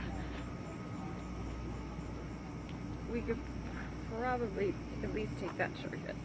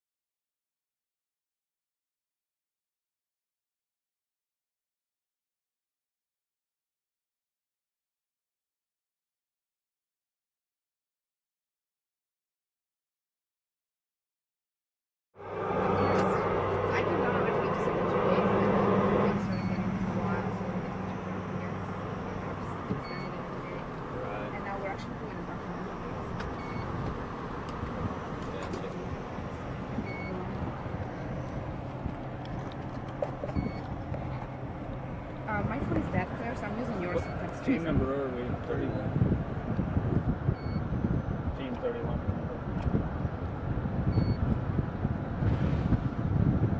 Where y'all need to go? So the street that goes down and meets, so it's Ferguson and West Florissant, right? Right, we're first in West Florissant now. So we go up to Ferguson all the way, and then I don't know if it's the first or the second. It's called like Chestnut or something like that. Back to the south, back to the left. Back towards the Okay. And then I think it's from this side. I think it's even the first. Can you turn Hang that on, off left right here? Oh, okay. I'm not actually recording. Just for our sake. Sorry. Okay. I can look out the window though, right? Head down this road.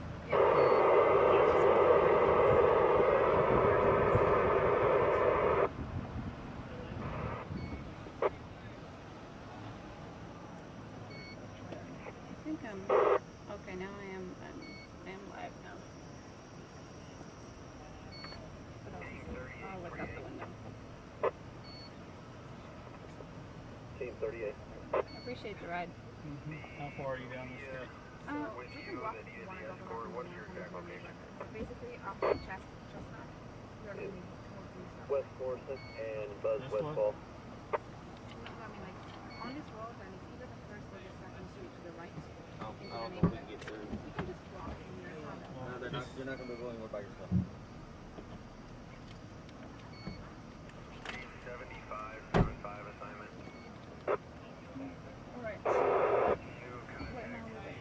38 West Florissant, Buzz Westfall with media members that were pulled out that need an escort to go back and get their vehicle. Yes.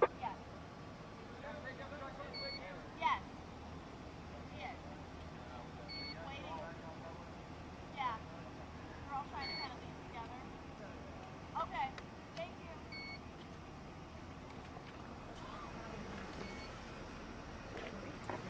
Just 2 days.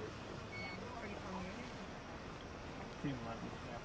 No, 2.5 hours from home.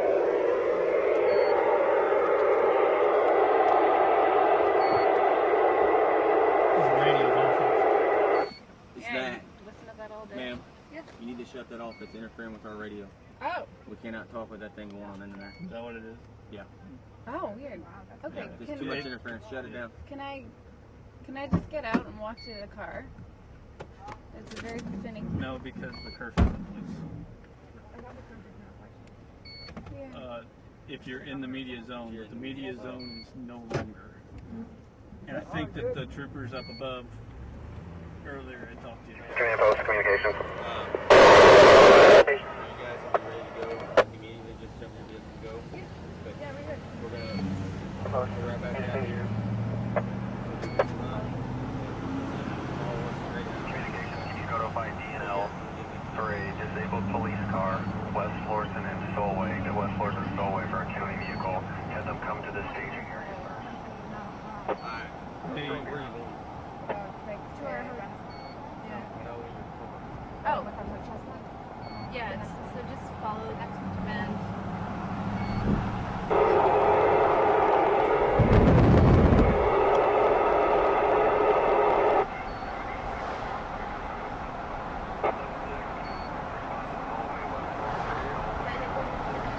No. It's the next one. Here, I got it.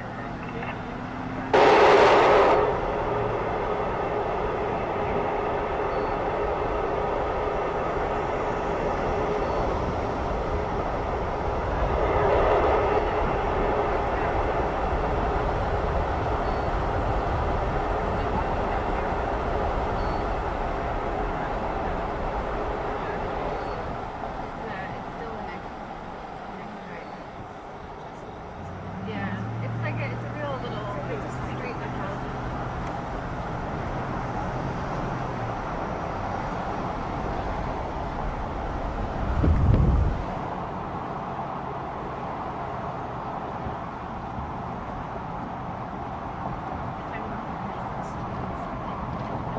I think yeah, it's on Edge Hill. This could be nope. This next one. This is the next one 3 times now. Yeah, obviously from here. Really know where we are.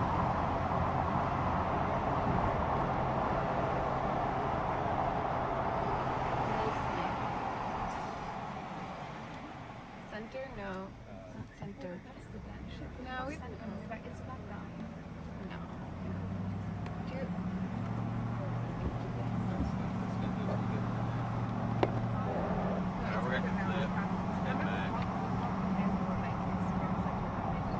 Oh, you're right. Yeah, I think.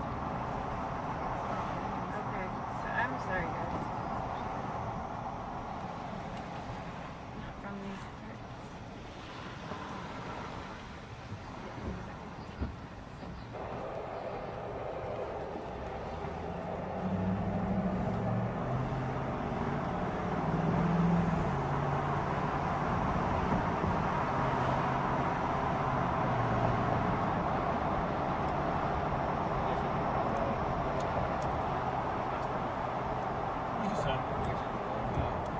I do not have enough yet.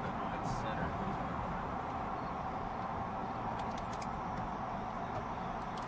Don't worry about it.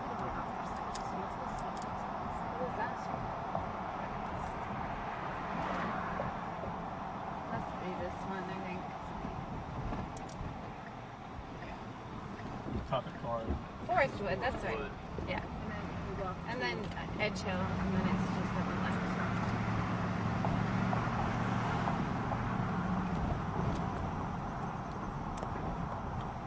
From now on, I park in the medium staging area. We couldn't get our car out. You can walk down there.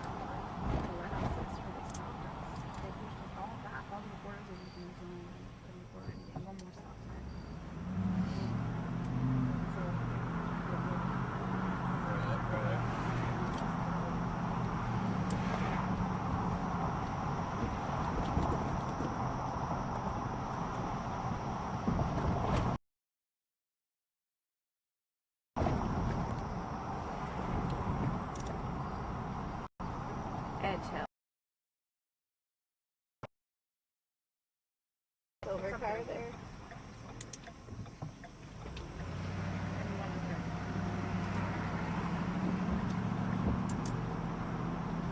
By the tricycle, by this bicycle.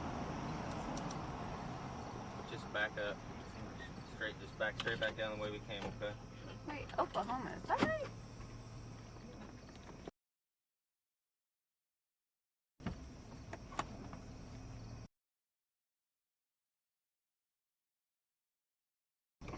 Alright, thanks so much. Good luck.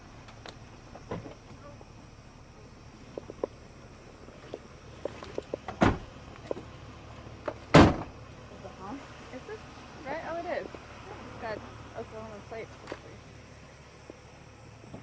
My phone's dead, and Nate was asking on your phone what's going on, and I have my phone, your phone in my bag.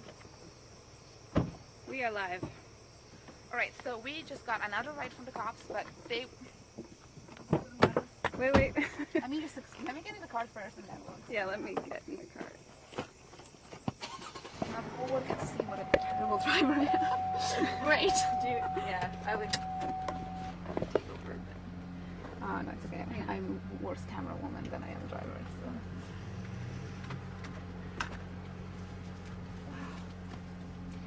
Anyway, so we are back live. We were trying to walk back to our car, but officers were very concerned about us doing that. So we got another ride. So my first and second ever, second ride ever with cops tonight. But this time they really insisted that we keep our camera off. And I think Claire was able to keep the feed on for a little bit, so you guys got to see a little bit. I was fiddling with it to try to make it work. I don't know. We're not sure if you guys were able to see it. It wouldn't have been that interesting. Yeah. Alright, so I'm gonna follow you guys out of here. Can you put the light on? I think the light off would be ideal. Yeah, because it's better. Where are they? Did they just leave? Yeah.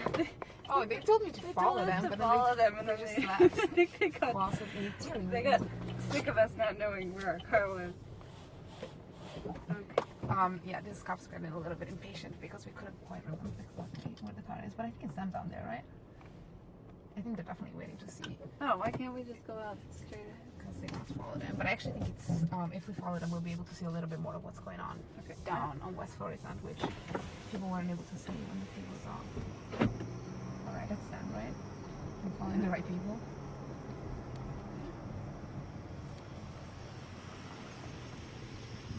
So anyway, Officer was a little bit impatient with us because we tried to get closer to the bus where all the people that had been arrested were trying to catch our attention.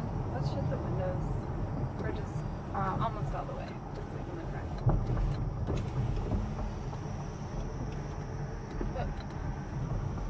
So we're now back to where Cortez took us, inside some of the neighborhoods. West Florissant, the main avenue in the main road in Ferguson, is to our left, and we're going back to Ferguson Avenue, which is the street next to the McDonald's. We had to go through a police checkpoint to come here, and we were with officers, so I think we're gonna have to get escorted out of that checkpoint again. Even though technically we should go that way to go home, but whatever.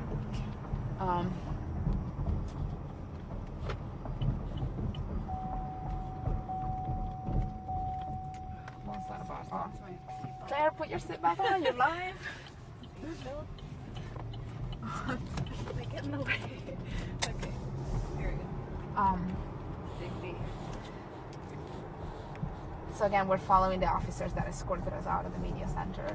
The alternative was to stay at the media center pretty much for the rest of the night until we could find a ride out.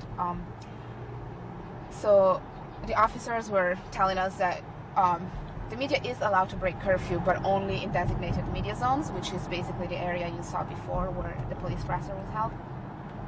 And of course, from there you can't really get a sense of what's happening anywhere but there. Except when we went around the corner. Yeah, actually, it was quite surprising for us to sort of just walk around the corner, trying to get out of the media center, trying to get to our car. We found this bus, and we first saw somebody that was being cuffed and searched, and then we looked at the bus it was being taken into, and there were about maybe 15 people or so in the bus.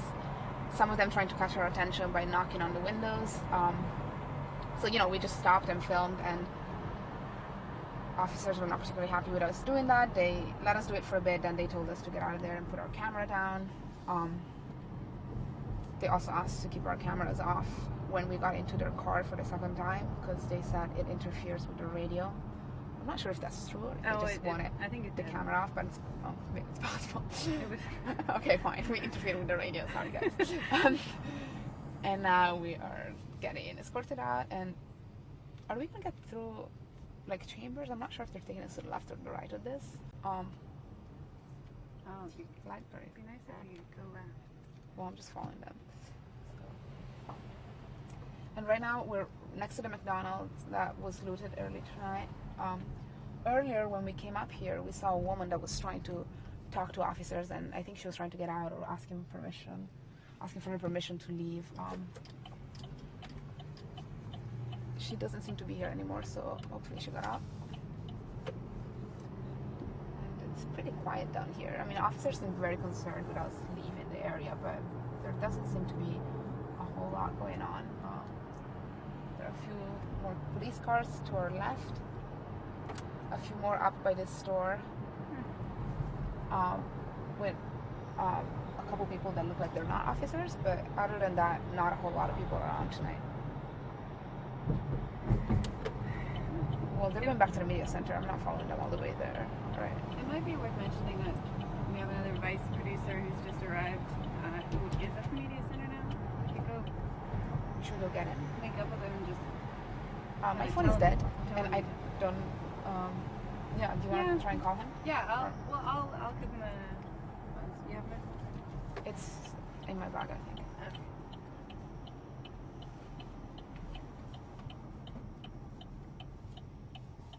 Do they want us to follow him all the way in? I'm gonna stay now. So I can't stop in the middle of the street. Yeah, he's saying we have to, I think. Oh, really? Oh, that way? All right, thanks. Oh, sorry. We thought. They just Oh, okay. We were told to follow him, but he was just escorting us out. We're just trying to get to our hotel, actually. Okay. Where's that at? It's on the way to the airport. Okay. Yeah. Just back up here, go up to the stoplight, take a right, get on I-70, and go west. Okay. All right, thanks. Okay. And if we want to pick up our friend who's at the media center, can we just loop around that way? Take a left we can at the go through? stoplight. Okay. What's that? This is the third time we've had to deal with you two girls. What are we doing wrong this time? Weren't you just talking to the troopers up here? Yeah, we're just asking how to get to the The other troopers right up here. Yeah, and they gave us a right to go to where They we asked are. us to follow them. And they gave us a right, and then they asked us to follow them, and now we're asking how to too get many to issues the car. with y'all, alright? What's the issue? The issue. You've come through here, they've told you to stay out of here, alright? They didn't tell us to stay out of there. They told us we can stand there, and then they asked us to put our camera down, and when they Listen, did, when they I'm not asked, here we to did. argue with anybody. This is the third incident. All right, that well, I we're know just about trying to with get to our you, hotel. Okay? So you guys need to go back that direction. That's what we're doing. We just asked them for directions. Top of the hill Yeah, to the left. thanks. Okay? Alright. You can back up. What? These officers don't like us very much, and oh my god, I almost said this thing. I'm a really bad driver. We need guys. to back up into a cop car. No, going the wrong way. Oh You gotta go around the other side of the curve. Oh my god. Now I actually, like, seriously don't know how to do this. What? Alright. Now the whole world knows what an awful driver I am, so I don't know how we're gonna get a hold of this guy, but if he has a car, he can get back on his own. Are we getting on the highway? No, I don't think we should. Actually, I don't know where I'm going. Okay, so why don't we just pull over and regroup for a second before we make any rash decisions? Slow up. I just want to see what's happening.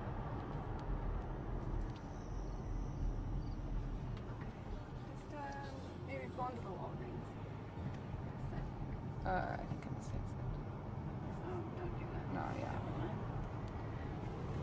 No Walgreens for us. Okay. Next parking lot? Here. Just pull in here. Yeah, this is good.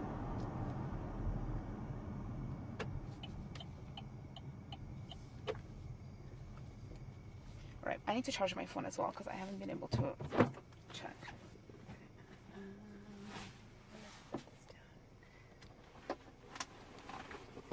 So, you can end the light bulb.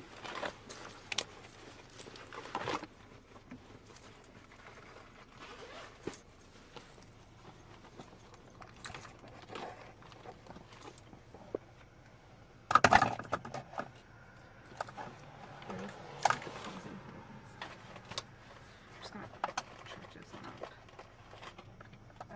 So you don't need this charger anymore? No, it's not charged though. Okay. But this one has 3 USBs, so we can connect both. I can use that. Alright, so that's one phone, and you found yours. Oh. Bear with us, we're trying to figure out where to go next and trying to find out where Tim is. We're getting some news coming in from Vice Office that we should check out quickly.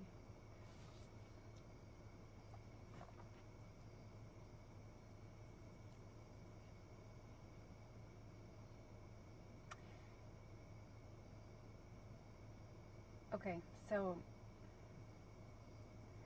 we're getting this news from, here, I'll let you read it, from the head office where It's, looks like it's official.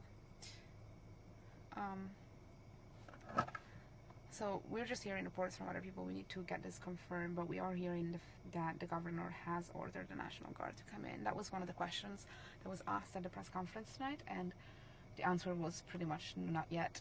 But if this is true and we have not been able to confirm it yet, then the National Guard will be coming into Ferguson, which is yet another escalation of the situation here. It's now been about a week of heightened tensions in the area. We are gonna try and get a hold of Tim and find out where he is, and see if we should meet up with him.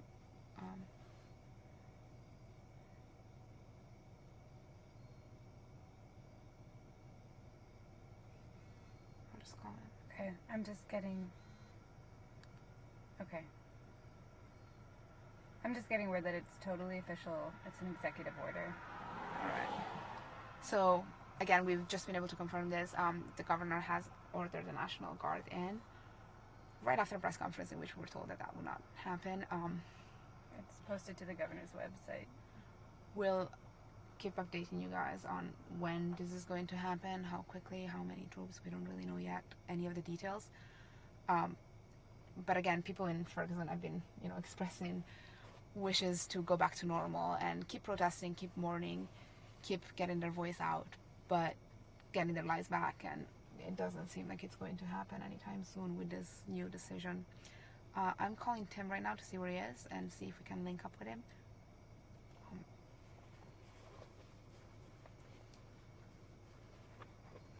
There's not much to show you guys here. We're in a really, really deserted area of Ferguson at the moment.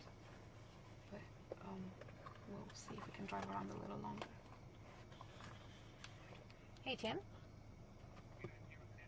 We did, yes. And we're also back live. We got escorted out by cops. We went back to our car and we're driving out of Ferguson now. Where are you? Okay, cool.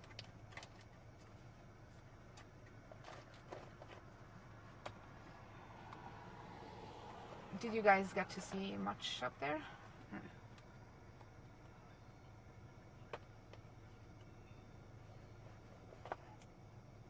Yeah.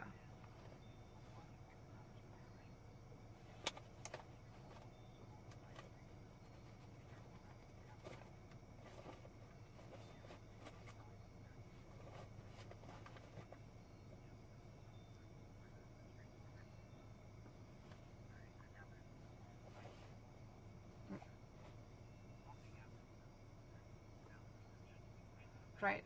We're actually still on the live. Do you want me to? I can put you on speaker so you can say some of that and be on the live and update people on what's happening on your side. All right. We're still live. Yeah, we were just driving around. Do you want to repeat that? I'll just put you on speaker. Hold on. Yeah, hold on 1 second. So I'm on the phone with Tim here, who's in a different part of town, and he's just gonna update us on what he's been doing and seeing. Just hold it back. Yeah? Yeah, Tim, we can hear you. Just hold it back here. Yeah, so we were at the press conference, and we got a lead that there was an incident. Some people may have been shot not too far away. We wanted to go check that out. We drove down, but all of the main roads into this neighborhood were blocked off by police. It actually took us quite a long time to get not even that far away because we had to navigate around these side streets. When we finally got into this neighborhood, it took maybe 15 or 20 minutes. We saw even the side streets had been blocked off. There were some people walking around, so we don't know what happened. So we heard on Twitter, on social media, and from other sources that some people may have been shot, but the police had locked down this entire neighborhood, so we ended up having to just pull back. I see. And you're heading back to your car now, right? Yeah, so we're gonna head back now and get some rest. We're hearing now that the National Guard is being called in, so it seems like it's being pretty serious. Was there a timeline? Did the release say when they're gonna arrive? And in what number? I didn't see that. All I've seen is, there's multiple news agencies reporting it, but there's supposedly a PDF of the executive order that's been signed to bring in the National Guard. All right, so we'll try to find it and let you guys know. We'll tweet it out or let you know on live if we're still doing a live. What's up with that? We'll keep you posted. Should we keep driving? Yeah. Thanks, Tim. We'll see you back at the hotel. All right, take care. I'm gonna say we should probably head back. We should probably head back. Let's stay live until we hit the highway because we still All right. got a bit of Ferguson to drive through. Sounds good. And I guess we should sign off if we don't see anything else. Yeah, I agree. It's pretty quiet right now. Yeah, well, this car is not a police car.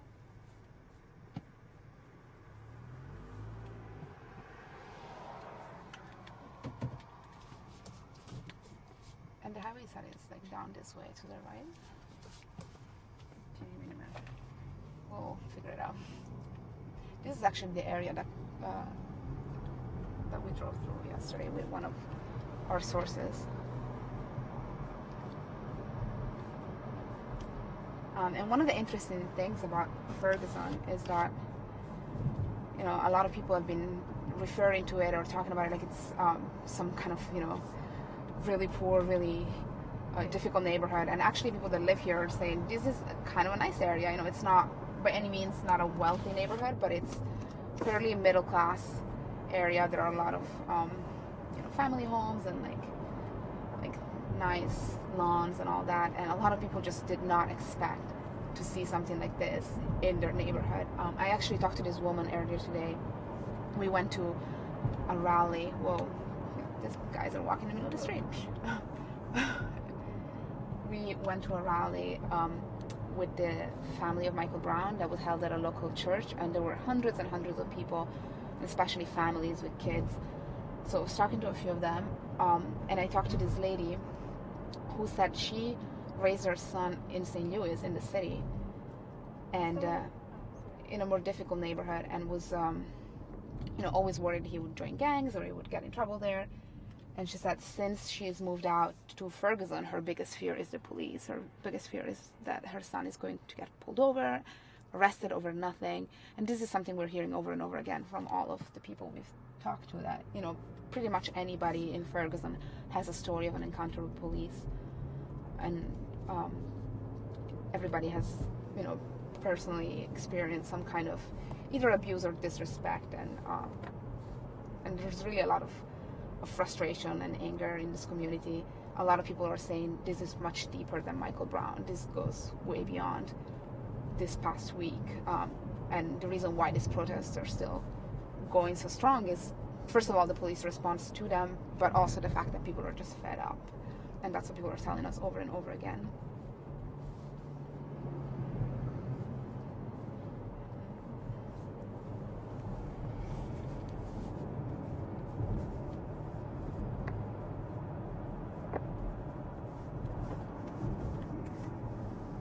Occasionally we've been passing by the odd squad car, just kind of hanging in an alley.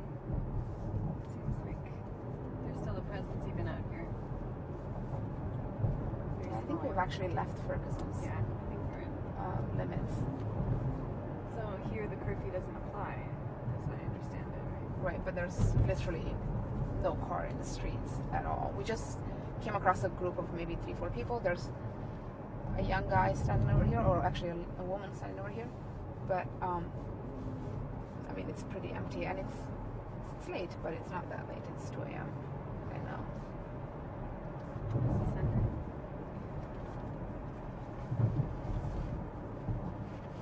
We should slow down so people can see a little bit more of the neighborhood.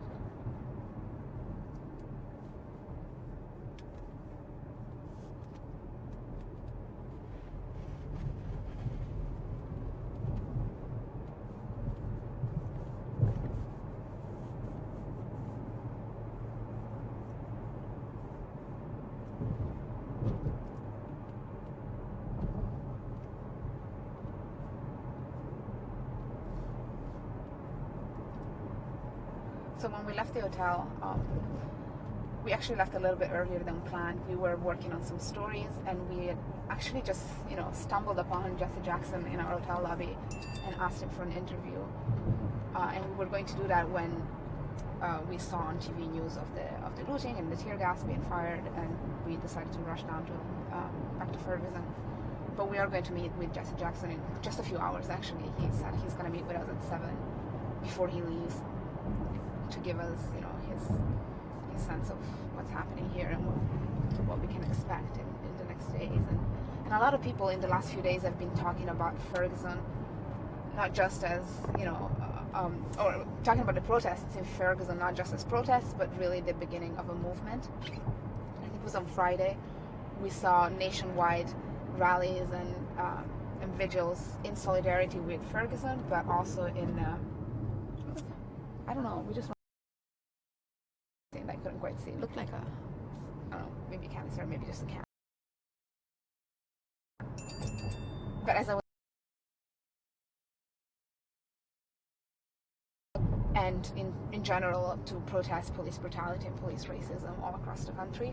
So people are really looking at this town, and people in Ferguson are seeing that.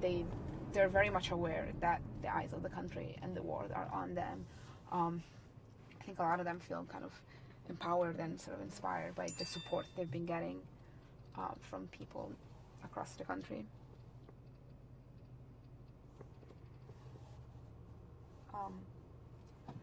Yeah, and we are, so for those of you that are joining now or that maybe were watching earlier and are just coming back now, Claire and I spent the night trying to get a little bit closer to the action than we did yesterday. So police blocked off most of the access points to Ferguson. This is the second night in a row that we have a curfew. The curfew was supposed to start at midnight and end at 5 a.m. But at about 9:30 p.m. tonight, we heard reports of protesters firing Molotov cocktails at police and police responding with tear gas. We also heard reports of live ammo shots being heard. And so we rushed down. We found that most of the access points to the city have been blocked by police, and so we got in touch with Cortez, our friend that gave us a tour of the neighborhood yesterday. And here's some guys pulled up over there. I don't know if you guys saw. There are a few people here and there, not that many, but the curfew doesn't apply to the area we're currently in. Anyway, we found Cortez, who knows the area very well, and he gave us some tips on how to get into Ferguson bypassing police checkpoints. So we did that. We came in from a back street and walked through a soccer field to get to the area more or less around the quick trip gas stop. We spent some time there, and we talked to a few people there. Then we eventually got a ride from police back to their center. Found some people that had been arrested that were trying to get our attention. And you guys can go back and see all of this at our website at vicenews.com, and you can also follow me on Twitter at Alicia Speri.